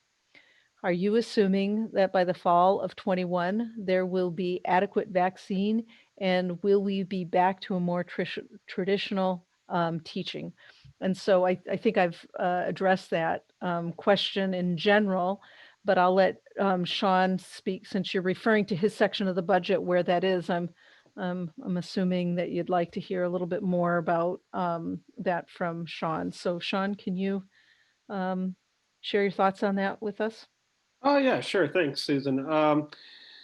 Yeah, it's an interesting thing. You know, none of us have ever gone through a national health crisis and a pandemic in our lifetimes, and we know that in the spring when we went out, and it was originally going to be for 2 weeks, and it ended up for the rest of the year. So it definitely had an impact on the educational growth of our students. So, we're fortunate that right now we're back in the building with most of our kids, and we have dedicated teachers that are working with those families that are elected to still stay at home and do remote learning. We have dedicated staff who are working with those kids. In the fall, we took a state assessment that was supposed to be given during the spring. That assessment was kind of optional. We were required to offer it. So we do have a bit of some data points there. But right now, we're really looking at this January after the holiday breaks. We are going to be administering the Northwest Educational Assessment, or NWEA assessment. This is an assessment that we have given for many years at Newmarket Elementary School. And that is going to give us a better baseline to see where the kiddos have progressed or not quite up to speed. What's nice about NWEA as well is that not only does it tell us individually where kids are, but it can give us kind of a whole picture of what grade level areas we should be focusing on. We've had our teachers not only will take a look at that, but we're also looking at kind of the power standards of what we want the kids to learn this year. And right now we're, really putting an emphasis on the basics, math, reading, and writing, and, integrating the science and social studies as best as we can under those three kind of umbrella topics there. So it's really kind of hard to say. I think the impact is going to be, a couple of years perhaps. One advantage at the elementary school is that we, have really highly dedicated teachers who have really invested a lot of time into this. I know that one of the things that we requested is for an additional teacher where we would use him or her at the 4th grade level if we get approved to go forward with this. That's going to help us reduce the class sizes in general. 4th grade is my bubble class for next year. If I kept it at 4, I'd have about 22 kids in a classroom. Not much room for growth, given that we're still kind of reeling from this academic setback because of the pandemic. We want to be able to provide our students with as much small group and one-on-one instruction with their classroom teachers if possible.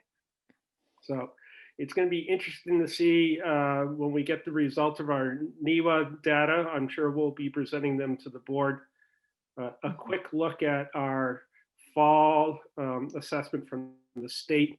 We did pretty well with the English language arts, not as well as we would want it to do.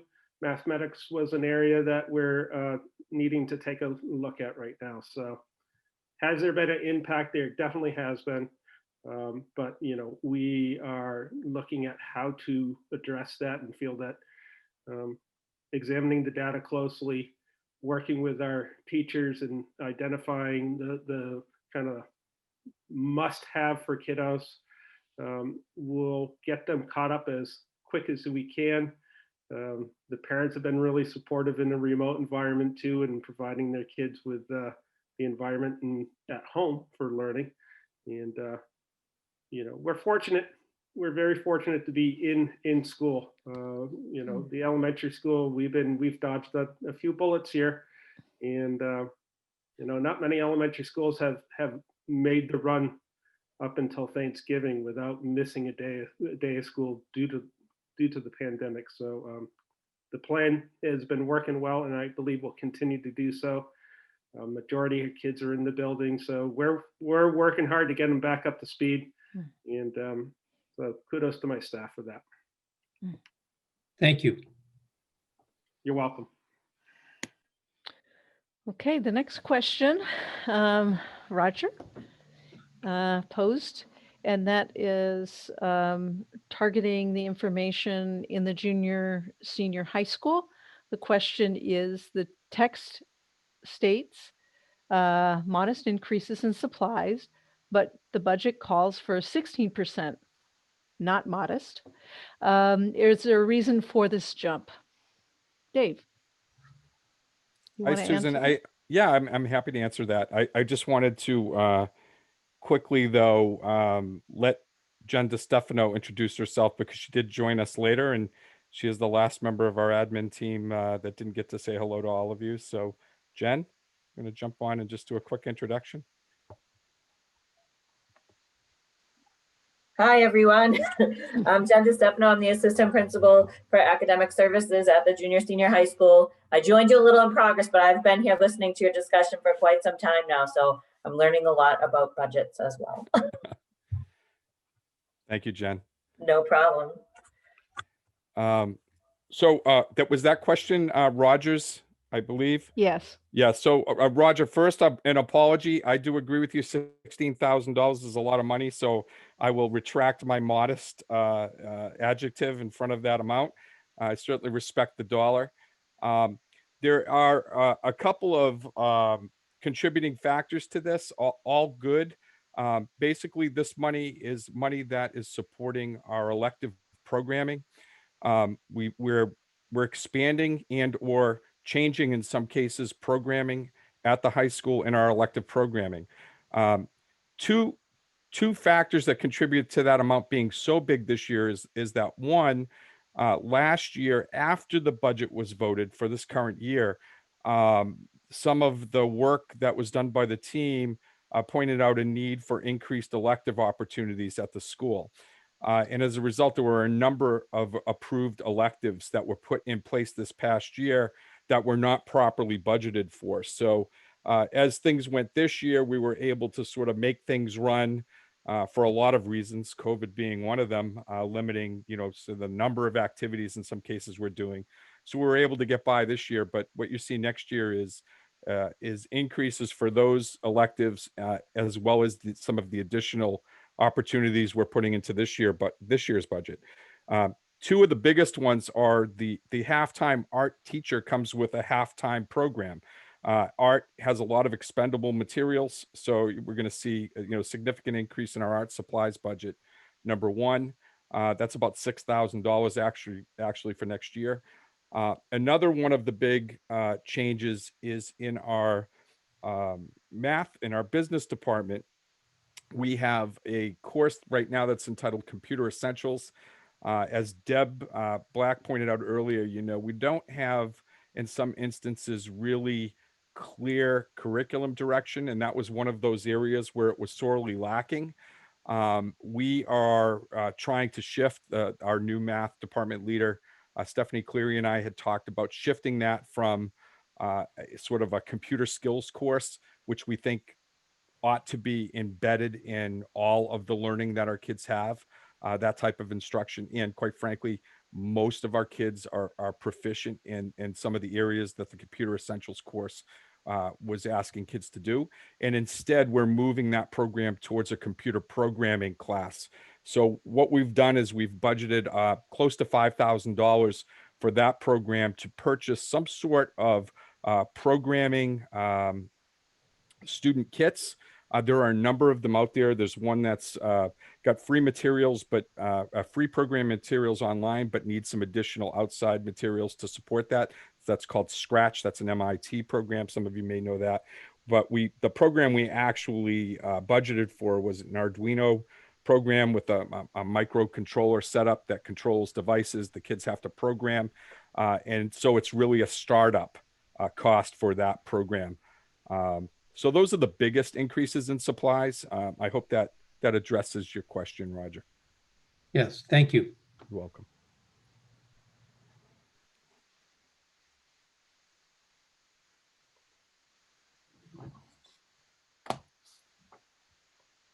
Susan, you're muted. I hate that. So a couple of additional questions that were posed that relate to the FY, I guess some relate to the FY22 and others are general questions. Eric asked, does the assistant superintendent attend board meetings? Is there a defined progress for that person to reporting progress to the board? I think I answered that part of the question. Yes, you did. The assistant superintendent, principals and other administrators attend board meetings when there is a topic related to their area of expertise. So at the upcoming meeting, the assistant superintendent and the high school administration will be present at the board meeting to present information on the SAT and PSAT student performance. So I don't ask folks to attend meetings unless there is a purpose for them specifically to attend. So hopefully that answers the question you were seeking an answer to. The next question again is Eric. It says, please provide the proposed total breakdown for salary benefits, et cetera, for those positions. I presented that in the body of the documents, and I will send the PowerPoint to you all after tonight's meeting. And then the last question was posed by Mike, requesting some information about the school budget, what is to be raised through taxation. So I think I answered that question in the slide. Mike, if that wasn't, if we answered the question, but it wasn't the question you were asking, certainly we'll give it another whirl to answer your question, but we do have a slide, and again, I'll be sharing that with you. Mike, did we answer your question? Well, you did and you didn't. Okay.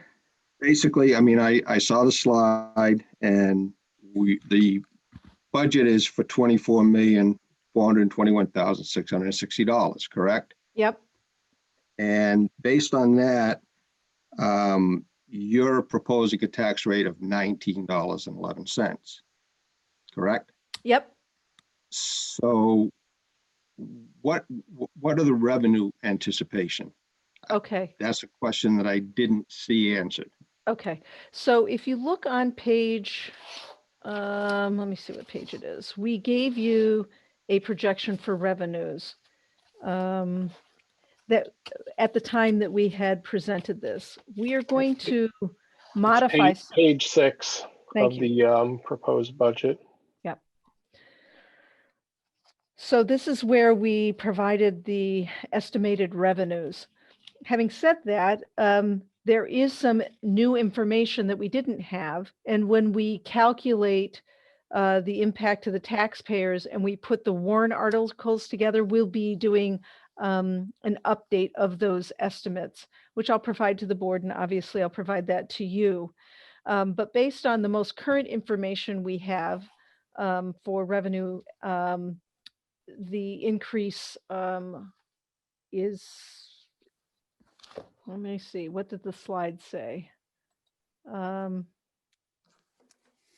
57 cents, I think it was, would be the impact to the tax rate based on the budget 57, proposal yeah. we have, yeah. Okay. So it would be Now- less those revenues. So it's 24 million less all other revenues. So in this case, on page 6, we would be looking at a district assessment based on these assumptions of 18,468,203. Do you see that number on page 6, or do you have that? Yes, yeah. Okay. Yeah. So that My would next- be the My burden. follow-up to that is you said that it was a 57-cent increase over last year's tax rate, correct? That's what we calculated to be. Okay, my last tax bill came out at $16.50 for the school. Now we're going to $19.11. I'll have to ask Jana to explain how that whole thing works. I know there was a tax reevaluation process, and That was a couple of years ago, I believe, where they did a complete town reassessment. that happened last year, I believe. Steve said that, or told me. I'll let Jana speak to that because I'm out of my area of expertise. Jana, can you chime in and explain Actually, how I that whole thing will works? share, if I'll try and share my screen, if it will cooperate. And I will show you exactly where I'm getting that figure from in the 2020 tax rate breakdown, which, by the way, just got calculated by Department of Revenue on November 12th, I believe. So it was not available before then. So let me see if I can share my screen and I'll show you. Please let me know if you can see my screen. Yes. We can. Okay, let me see if I can zoom in now.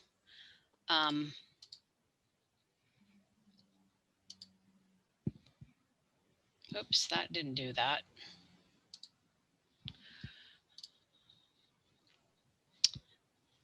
Well, it's not letting me. Jana, if you hit Control Plus on the keyboard, you should zoom.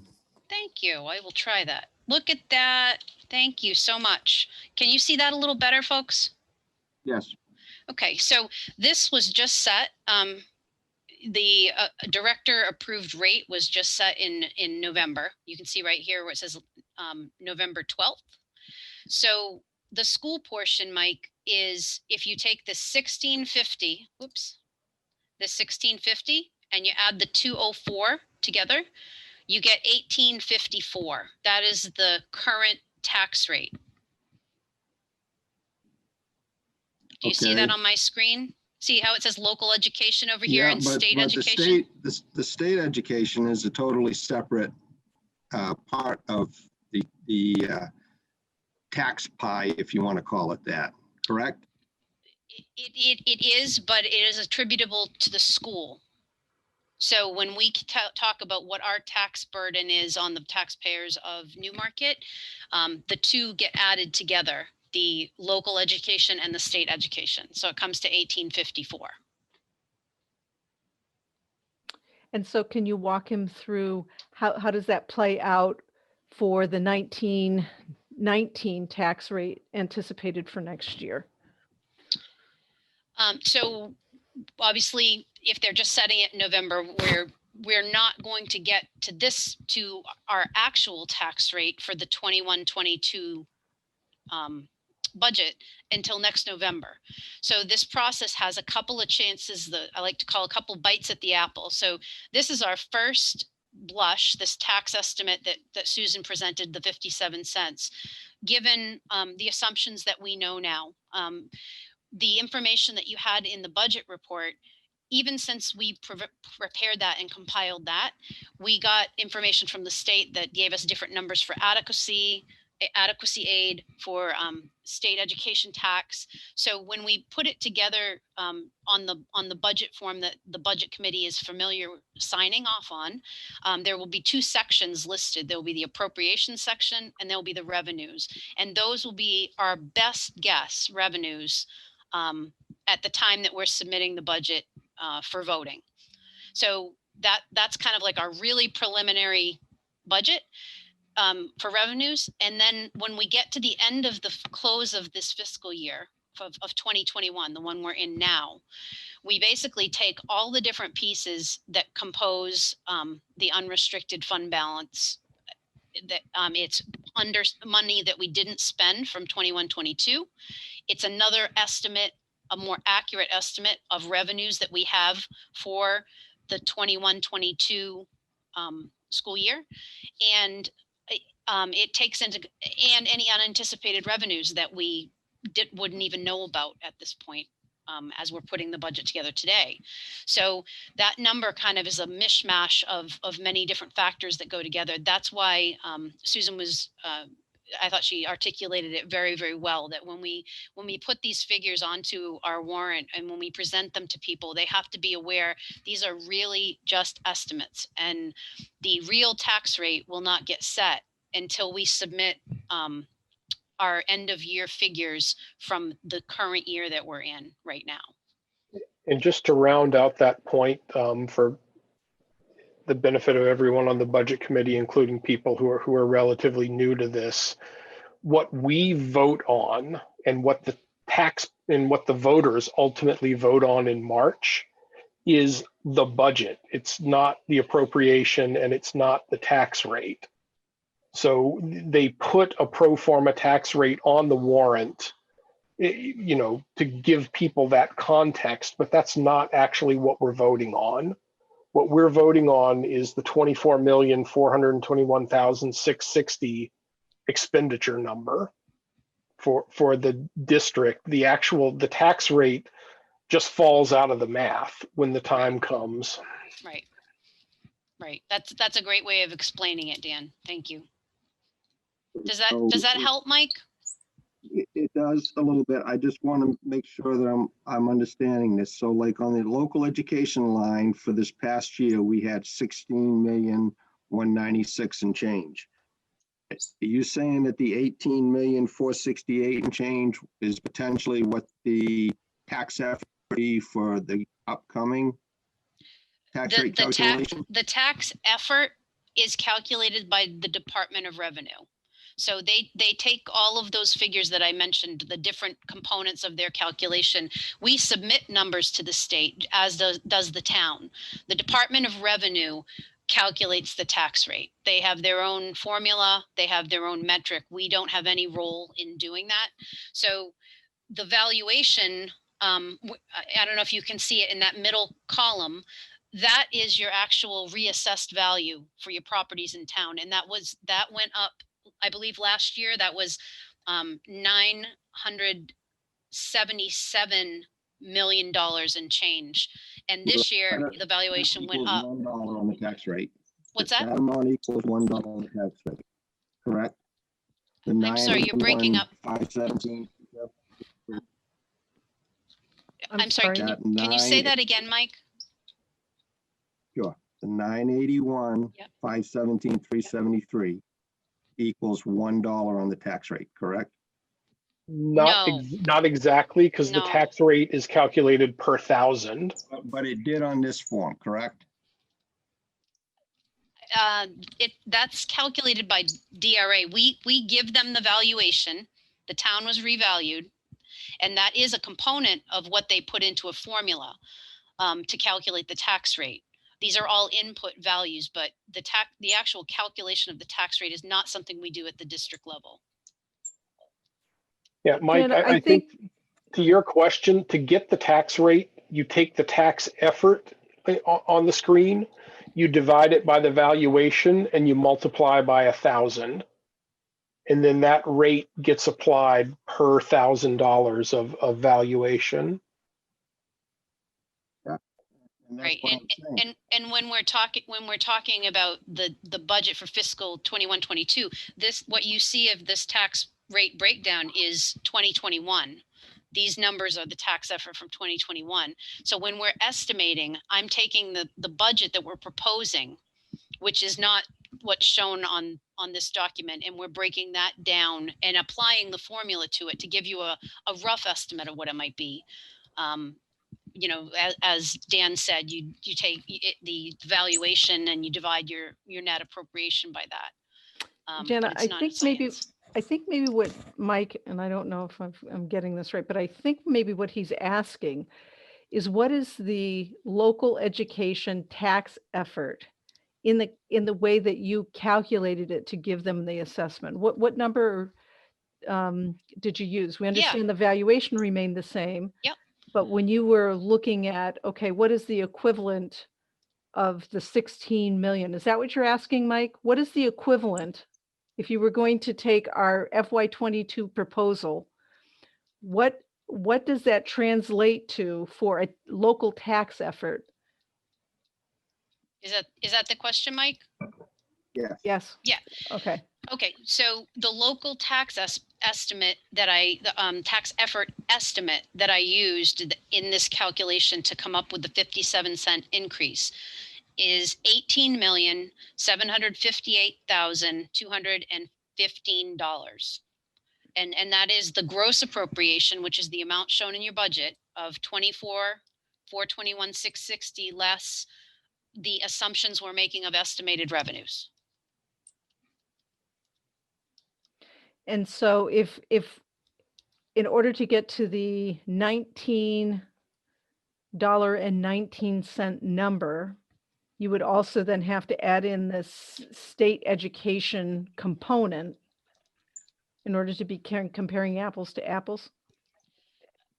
No, that local tax effort is net of all revenues. So that would take the state education revenues. But if you're talking about the tax effort, those two numbers added together, what you're seeing on the screen here, this is last year's tax effort. We're calculating a new one, and it's not too far off. I mean, this is, if you add these two together, 16,196,879 and the $1.9 million, you're coming in close to 18 million. And what I calculated for this proposed budget is 18.7 million. So it takes it into consideration. They do get added together. Yeah, Mike, if I could try to summarize one thing, you're not going to see, if you saw this form for next year based on the proposed budget, you're not going to see the local education effort go from 16,196 million up to 18,468 million. That's not apples to apples. Like they said, you have the local education plus state education tax lines will add up to that 18.4-ish, if that helps.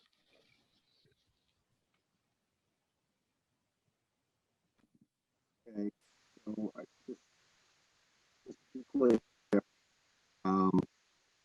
our current tax rate is, or the current school tax rate is 1650, based on what that sheet is showing.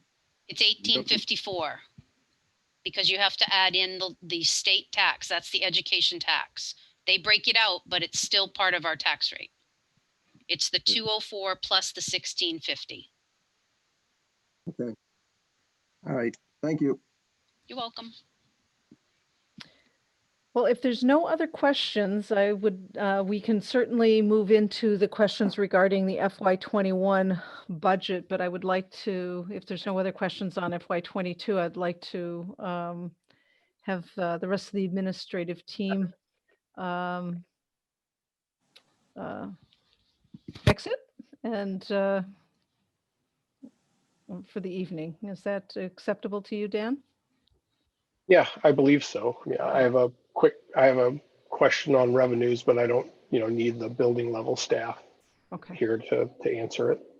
Okay, so I'd like to thank my administrative team for being here tonight and providing thoughtful answers to the questions. And I'm glad you all were able to meet them. So have a good night, everyone, and we'll see you tomorrow. Thank you, Thank you. everyone. Thank you. Thank Good you. night. Good night.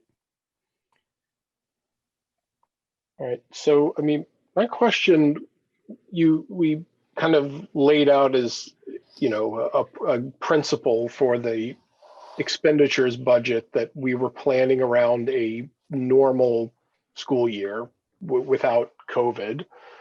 When I look at the revenues, I'm not necessarily sure that aligns. And I'm specifically looking at the food service sales and the,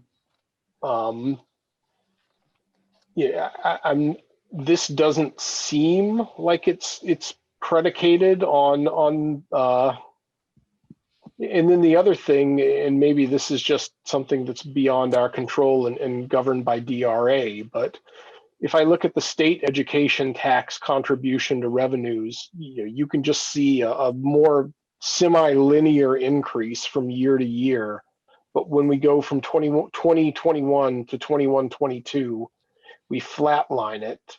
Now, again, none of this affects anything that we vote on because we're just voting on the total expenditure. But in terms of framing the tax rate, those two changes would make a pretty material difference.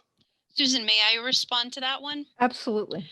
So the page that you're referencing, Dan, that's the page that I told you we put together before the state issued their, they didn't give us our adequacy aid number until the middle of November. So those numbers did change and they have been calculated into my tax rate. That this document predated what we had submitted. The revenues for food service have also changed because we weren't sure what we were looking at when we kind of put this together. Like, were we going to be in some kind of situation that while we can plan for a regular year on the expenditure side, food service revenue is gained by kids paying for food locally. And right now we're operating under a waiver and we're not collecting any revenue from students because it's all coming from a waiver under the USDA. So you will be getting a revised version of these revenues is my point.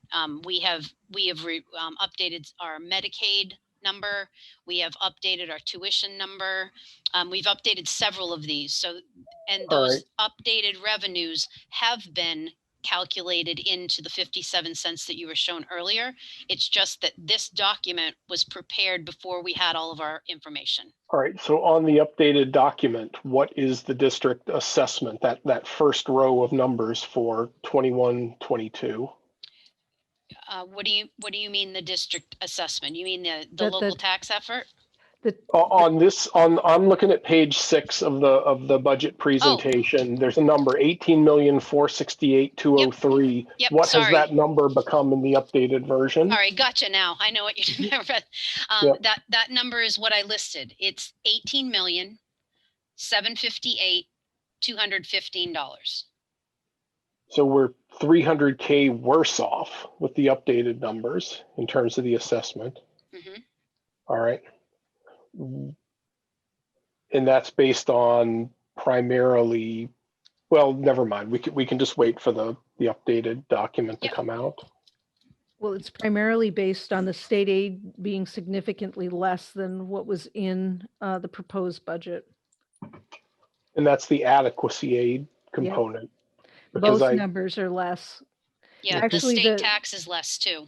Yep, both of the state numbers are less, though the food service number is doubled. So we're expecting now, based on what we know, which will change, of course, again, that under food service that it would be up another 100,000 basically, and adequacy aid looks to be down about 300,000, and state aid, state education tax money down, we'll say 40,000, roughly. Okay.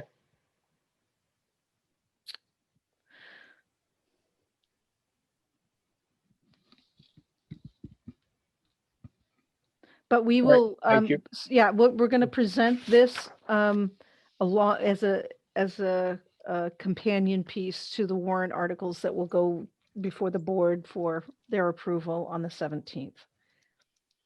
fact, this is so hot off the press. We were just working on this before the meeting, which is the only reason why we can really tell you, because we wanted to make sure that we could tell you roughly based on these assumptions, what we think the implication is for the taxes. So we've been working on this today. That's interesting that, you know, like I said, after 4 straight years of increasing every year, that the state education tax contribution would drop. Some of that, actually, there's a reason for that. A lot of our state aid, one of the factors that goes into that calculation is the number of free and reduced students we have in the district. And because parents are getting free meals right now, guess what they're not filling out? The free and reduced applications. So it looks like we have fewer kids with free and reduced because that has to be done annually every year. And there was a lobbying effort on behalf of business administrators to the state to say, you can't base our adequacy aid this year on this year's free and reduced and enrollment figures because this year isn't normal. Can you go back to use the previous year? And the answer was no. It's legislated. They have a formula that was created by the legislature and they have to use it. But I can tell you that across the state, adequacy aid and state education tax dropped for almost every single district. Okay.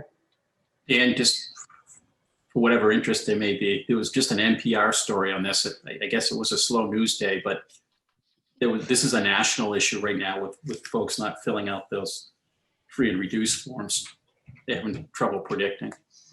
And it may also impact our federal grants. Because I know Title I, that's a factor in the Title I calculation. They use this number for a lot.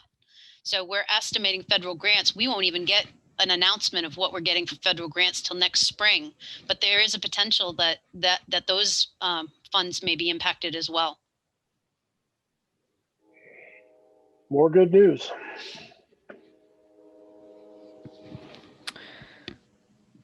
Okay, so those were the questions related to FY22. Joe had a couple of questions regarding the information we submitted in our financial update. And I think it was also Joe that wanted us to review the default budget. So do you want to move to those items, Dan? Absolutely. I just a quick time check, given that we're coming up on 9:30. Does anybody have any hard stops here that we should be aware of?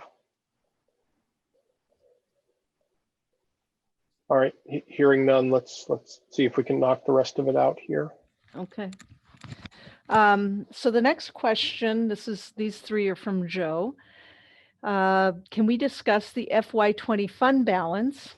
I had in previous notes, it would be a little more than $1 million. My understanding, it was actually 900,000. Jana, can you speak to that? I can. Can you, I put a different document up. Can you see this document? Yeah. So this was my report September 2nd to the school board. I'm not sure where the 900,000 is coming from, Joe. I looked back at meeting minutes, both school board and budget, and I couldn't find anything that mentioned the 900,000.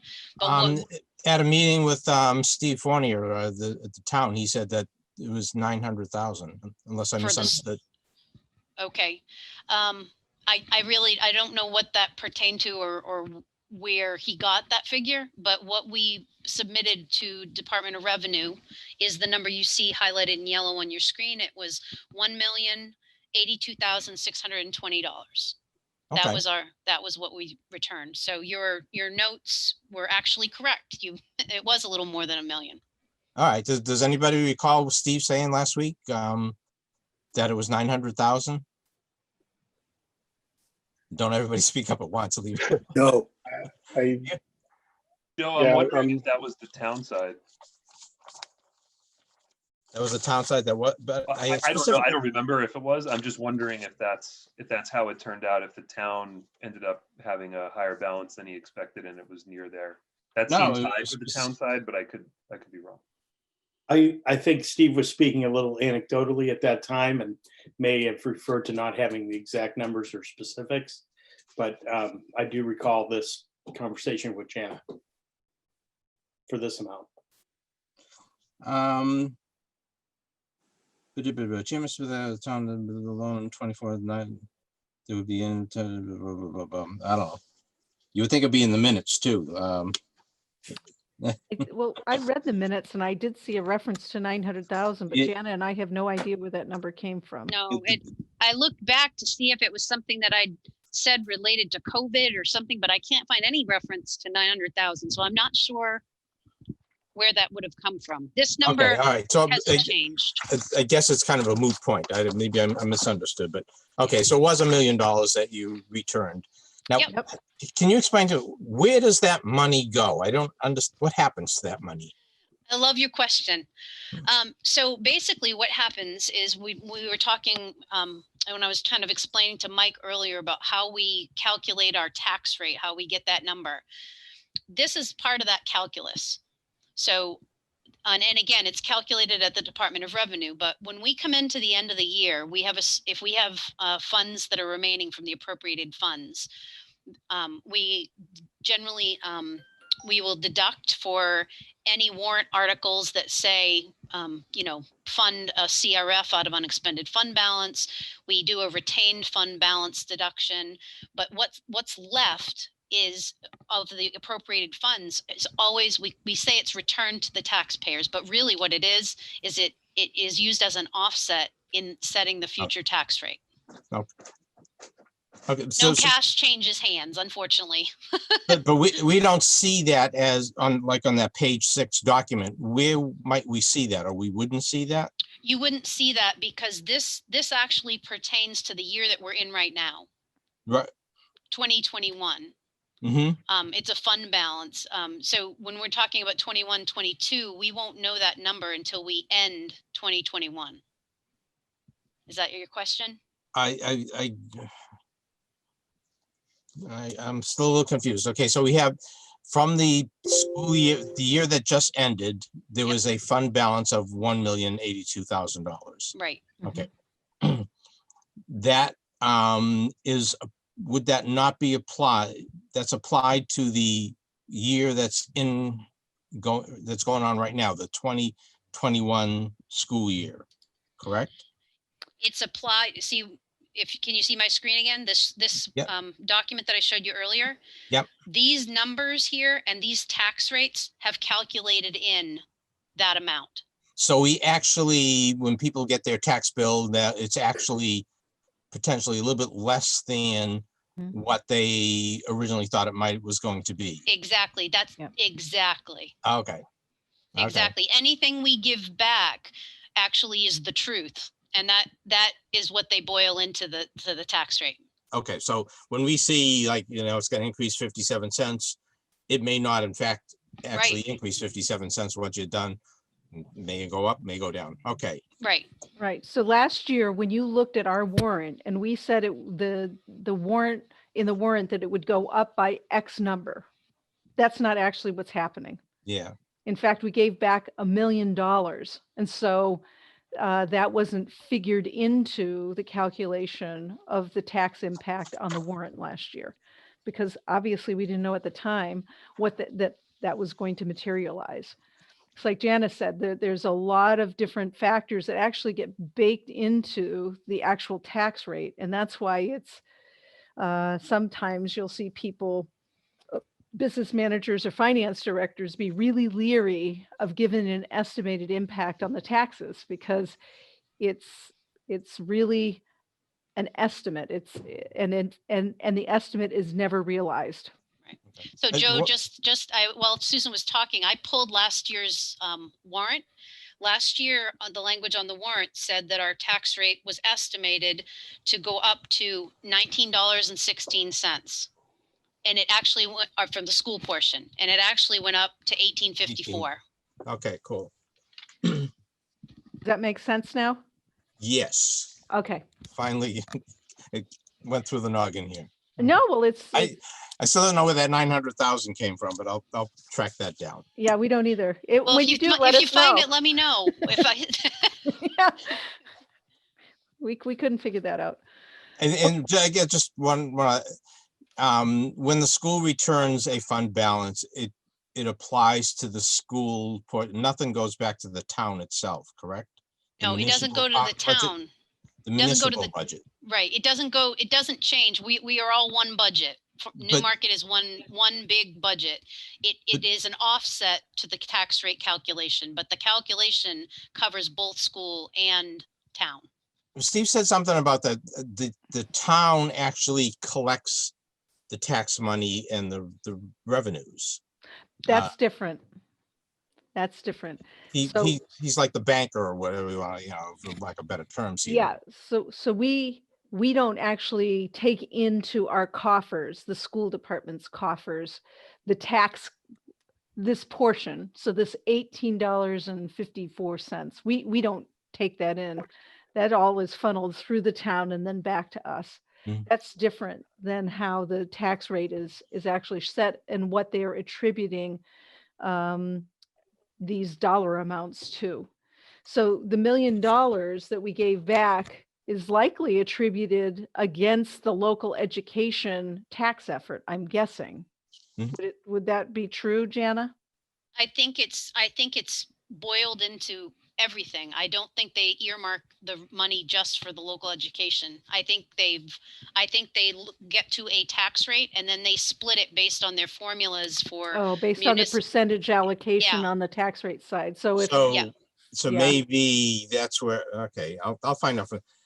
I'm guessing maybe that 900,000 went towards the school part and another 100,000 whatever went somewhere else. Yeah, maybe that's what he's saying. Maybe he's saying, okay, if the total tax rate is $25.46, our portion of $18.54 represents X percentage of that $25. And so maybe that would make sense.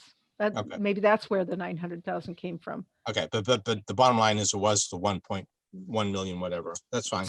Came back to the taxpayers from the school department. Yes. Yep. Okay, cool. Okay, well, that was a long way around to figure out where the number 900,000 came from. That's make you earn your money. Yeah, all of us. All the money you're getting from being on the budget committee.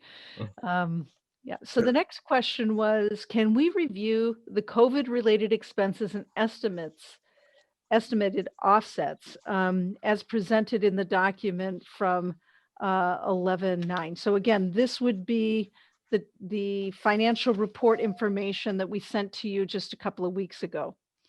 So again, this was Joe, and I'm happy to walk through it. Do you all have that handy? I think it was sent out by Dan. Yes?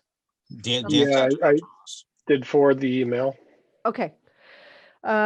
So I'm happy to walk through that. This is our latest numbers. Jana had given an estimate in one of the reports. I wasn't in attendance at that meeting, but I'm going to guess it was in September, the end of September. You received an estimate, and that was before we had, all of the expenses, known expenses. And this may not even be all the expenses, but as of 11/9, we estimated that the COVID impact on additional expenditures would be $1.1 million or almost $2 million. So that number has grown and it may grow again. Then we took a look at, okay, how would we make up for those additional expenditures? Where would those offsets come from? And so we had shared at one of the budget meetings and school board meetings that we learned in the 11th hour, literally, that the federal government was kind of reneging on its promise to provide schools access to FEMA money. And one of the suggestions that the commissioner had made is that we approach our town,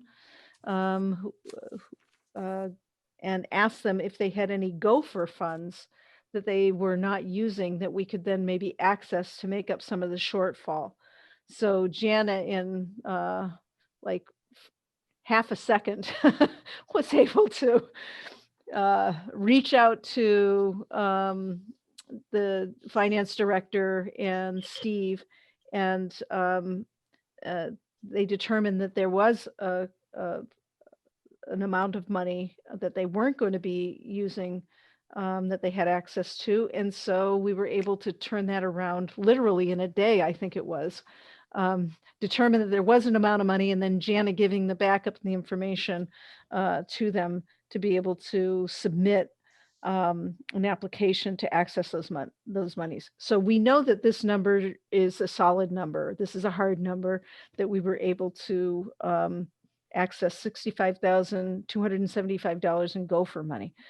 In addition, there was money from the CARES Act, again, a federal grant, which was part of the relief package approved by at the federal level, that we were entitled to the $108,728. And so we've applied for that, and that's a hard number, and those monies will offset some of this. And then recently, the governor, in response to the federal government reneging on their FEMA money, released money that they had in their coffers to allow all schools this kind of supplemental money to offset COVID expenses. And that for us came to $210,400. As Jana mentioned in her narrative, there may be additional money, and I'm not going to say maybe, we are aware that there is additional money for any school district who has expended all of these resources. There is another pool of money that you can then apply for if you have spent more money than you had budgeted for, and you have tapped all of these other grant sources. So we have, and Jana has put together an application, and I think we're going to be applying for another, what, $300,000, Jana, or something like that? 300, hold on, my Zoom thing, $302,458.87. But it's likely to be prorated because there was only a $10 million bucket of funding. And I'm sure that between all the school districts in the state, the requests are going to far outweigh the 10 million, but they are going to prorate based on those additional monies. So we'll get a portion of that back. That's not reflected here. So that's, again, hot off the press information. And then on the expenditure side, we looked at all kinds of, the salary accounts and staffing plan. There's components of our staffing plan that we were not able to, implement, and or there were areas that in this kind of COVID environment are just not practical for us to move forward with filling the positions. And so those are in the area of support staff, custodians, and administrative staff, and coaches. Those are the main buckets. And so that is money that you're moving from that area to help offset COVID expenses. Is that correct? So we Okay. went line by line with our staffing plan, and we said, okay, this position we will fill. Like during the summer, we had many positions that we had hiring freezes on. So that collects all of the breakage from that, from hiring freezes we put into place. Some of this is breakage because right now we have in our budget 45 paraprofessionals. We have only hired 32 of those positions, not because we don't want to, because we can't attract anyone to these positions. It's really hard getting folks to be interested in wanting to come into schools right now, given the reputation that schools are incubators for germs. So we don't have a large pool of candidates applying for those. positions. And it's not a matter of we're underpaying for those positions. It's a shortage in the in the workforce. So in terms of salary and benefits, all of those elements combined, we believe that we will not need $640,000 of the money that we have in our salary lines. So that will offset some of the professional salaries and benefits that we had to add. And then for professional development, you really can't go out and do site visits. You can't go out to conferences and workshops right now because it's not safe to do so. So a lot of our professional development money, we can't really bring in speakers. We can't have consultants kind of come in and work with our staff because you're trying to keep folks in cohorts and limit the number of people coming into our buildings. So we'll spend some professional development money, but we believe that we'll have about $100,000 worth of money left over there. Furniture is the same thing. There's money in the budget to buy furniture, but we've had to take furniture out of our classrooms and store it.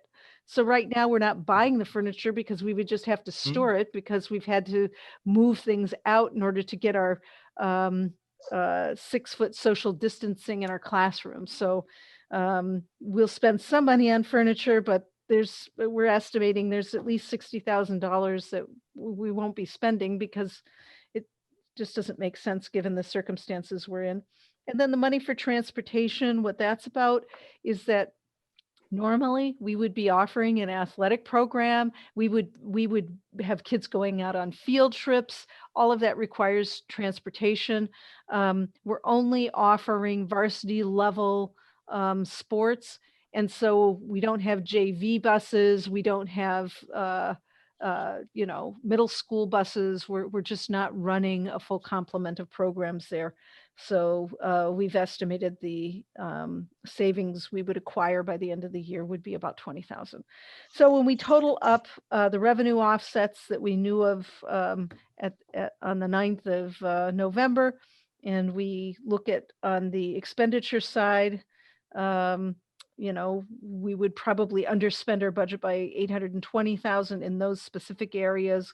We would certainly have enough offsets to cover the deficit created by COVID. Okay, So so when- that's what I was getting at. I wasn't sure I really understood this, but as of 11/9, basically you had enough money to cover the expenses. You're actually in the black by a couple of $1,000s or whatever. Yeah, as what we know, addressing the impact of COVID. Mhm. So right now, and that number will grow. It's likely that our estimated expenditures by the end of the year might be higher than that a little bit. But we just wanted to illustrate to you that it's not just because we have COVID doesn't mean we have to go, into the hole. And should we, that's what we have a fund balance for. Yeah. That is exactly why you have a fund balance. And so we feel very comfortable at this time knowing what these additional costs are, that we are demonstrating to you that we have a strategy for closing the gap. And if some part of this falls apart because we find that we need to add in other areas that we're not aware of at this time, that we'll get some additional revenue offset by the grant that Janet's applied for on our behalf. Or we have fund balance of about $420,000. Jana, you're on mute. Sorry, it's 404,000. That's our 2.5% retained fund balance that we are able to take away from the money we turn back to reduce taxation, and we basically it's an emergency contingency fund that the taxpayers approved. Okay, cool. Yeah. All right, so I understand that now. That's very good. So things aren't as dire as they potentially could be. No, we've tried to keep an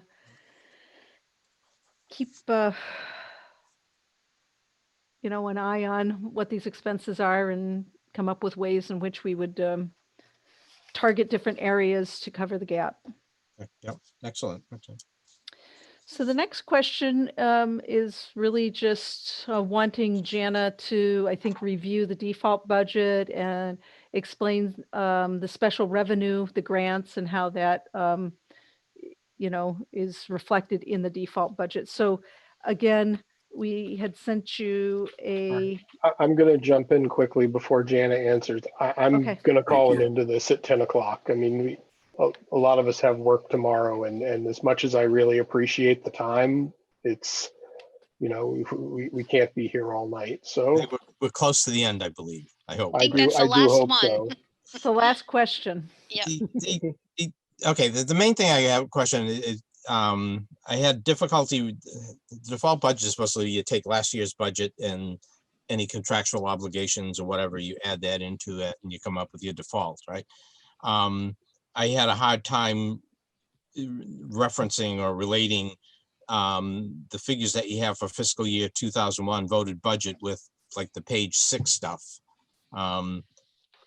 Specifically say using that revenue grants $500,000 under fiscal year 21, when under fiscal year 21 it was 660,000. Right. So what I can explain to you, this is a great question. I loved your question. No, so good. I did. So the reason that when you look at the default budget, the answer has its basis in the way we have to report information to the Department of Revenue. So when you look at this default budget, you're going to see only appropriations here. And as we talked about earlier in the meeting, I believe Susan said it, we can't expend 1 penny more than what our voted appropriations are. So when we do our gross appropriations, it includes amounts like food service and grants, even though we know we're going to have an equal and offsetting revenue on the revenue side. We have to vote to appropriate them. So when you look at this form, Joe, it looks lopsided because here we've got 500,000 in grants and you're like, and it doesn't look like there's an offset. The offset's going to come when you sign the regular proposed budget, because that form has 2 sections. It has both the appropriations and the revenue. So you're going to see all of those offsetting revenues in that form when you guys sign it. And the reason that it's not attached to the default is because the assumption is that if we're operating under the default budget, those estimated revenues that we submitted with our proposed budget will then just transfer over and offset the default. So you will get another a look at all of those revenues. The 660,000 was you'll notice it's offset. It was an early estimate from last year. And I believe that may be something that I picked up in error, but you can see in that column that there's 660,000 in the appropriations and 660 in the revenue. So the net effect is 0. Of those grants. There's always, when you budget and appropriate, there's a net effect of 0. Okay, so so regardless of what that number was, at the net effect, I get you is 0 there. Yep. Oh. Yep. Does that explain it? And Well, when that explains that one, but again, I don't know, just some of the figures I don't know under the fiscal year 21, but I don't know. It's difficult to match them to the page 6 stuff, I guess. you're absolutely right. And the reason is when we have to report to the state, we have to report under function codes. And the way we've presented the budget to you, I think is more intuitive because it breaks it down into real things that people know, like salaries and benefits and things like that. But when we have to report to the state, we have to report under the particular function codes that the state tells us we have to. So if you look on that default budget handout that I gave to you on page, the back page, there's a chart. And basically each one of the line descriptions corresponds to the state function code. And when you look at the bottom of that column, it totals up to the total. Yeah. That you have. It's just the same numbers broken up a different way for the state. Okay. Yeah. Gotcha. All right. I do want to add, Jana, the detail report that we got this year, much better than last year. You know, you've done an excellent job. You deserve a pat on the back. Oh, well, thank you. I have some great guidance here in the office. So, Susan, I have the benefit of having worked with somebody who was a BA for, well, how long did you say? 100 million years, Susan? Quite a while. So I think that was the last question, unless anyone has something else. I'm good on the default budget there. The 500,000 was the one that kind of like threw me what that was doing there. Yeah, Okay. it does look funny. Well, we thank you for inviting us here tonight and hope that you found the answers to your questions to satisfy you. And if not, and other questions arise, you know where to find me. We're happy to join you at any time that you'd like more dialogue around this. So please let us Very know. good. what We your needs appreciate are. your time tonight. The whole school district team, we really appreciate you sticking with us so long and bringing a lot of good information, especially coming so prepared to address the questions. So thank you. And thank you for the questions in advance. Enormously helpful. Yeah. I just would like to offer my thanks to Jana and to Susan and to the whole team for doing a really good job. Oh, well, thank you very much. Thank you. All right. All right. So is there any other business anybody would like to bring before the committee this fine evening? Yeah, I'd like to say something. Do you mind? So go ahead, Eric. I was going to say, I have a quick question. I was looking at the calendar. January 11th is the next time we get together for the public hearing. Is that correct? No, I think, let me look. I believe we do the town hearing before the end of the year. Yeah, next week. Next week, right? The 14th? Right. Okay. And then Christmas week and New Year's week, we don't currently have anything scheduled. Okay, so we've got next Monday. That's right. Okay, thank you. Are we doing the school budget January 4th? Or is that not true? January 4th. January the 4th. Yeah, that's the school district budget hearing. Oh, I don't have that. One other thing worth mentioning is that we were going to, we're contemplating, no vote has been taken by the board to bring forward the same warrant article on the playground from last year to this year. So just a heads up on that. It has zero tax impact.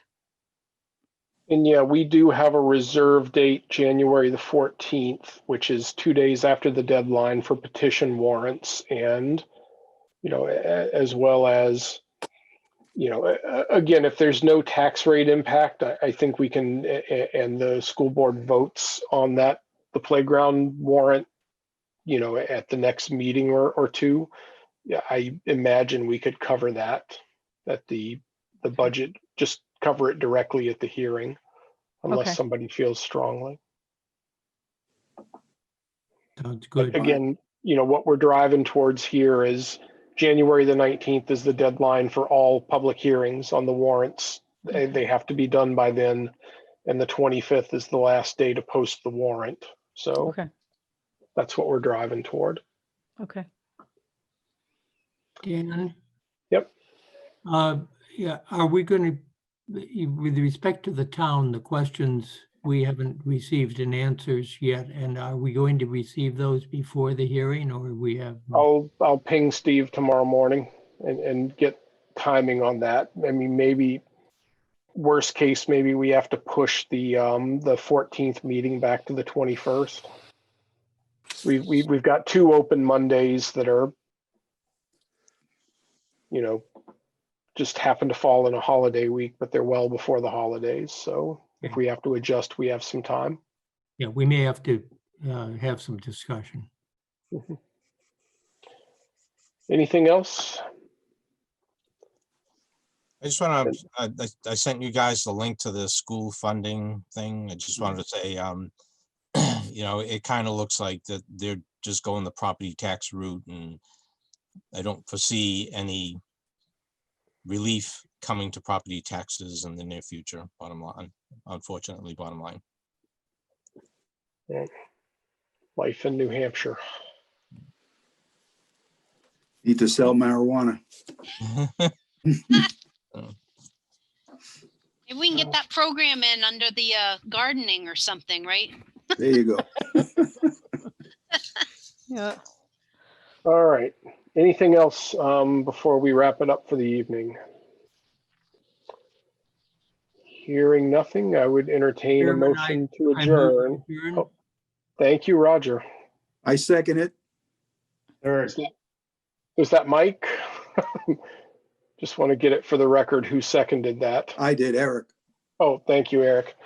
We'll do a roll call vote. Joe, Aye. Jeff, Aye. Roger, Aye. Mike Kennison, Aye. Mike LeBranch. Mike LeBranch. Can Went you to hear us, bed. Mike? Pardon? Oh. Rob, Aye. John Halsey, Aye. Eric, Aye. Matt, Aye. and chair votes aye. Zachary had to leave us a bit earlier, so we are unanimous with one abstention. Good evening, everybody. Good evening. Good evening. Thank Happy you. holidays. Thank you. Bye. Bye.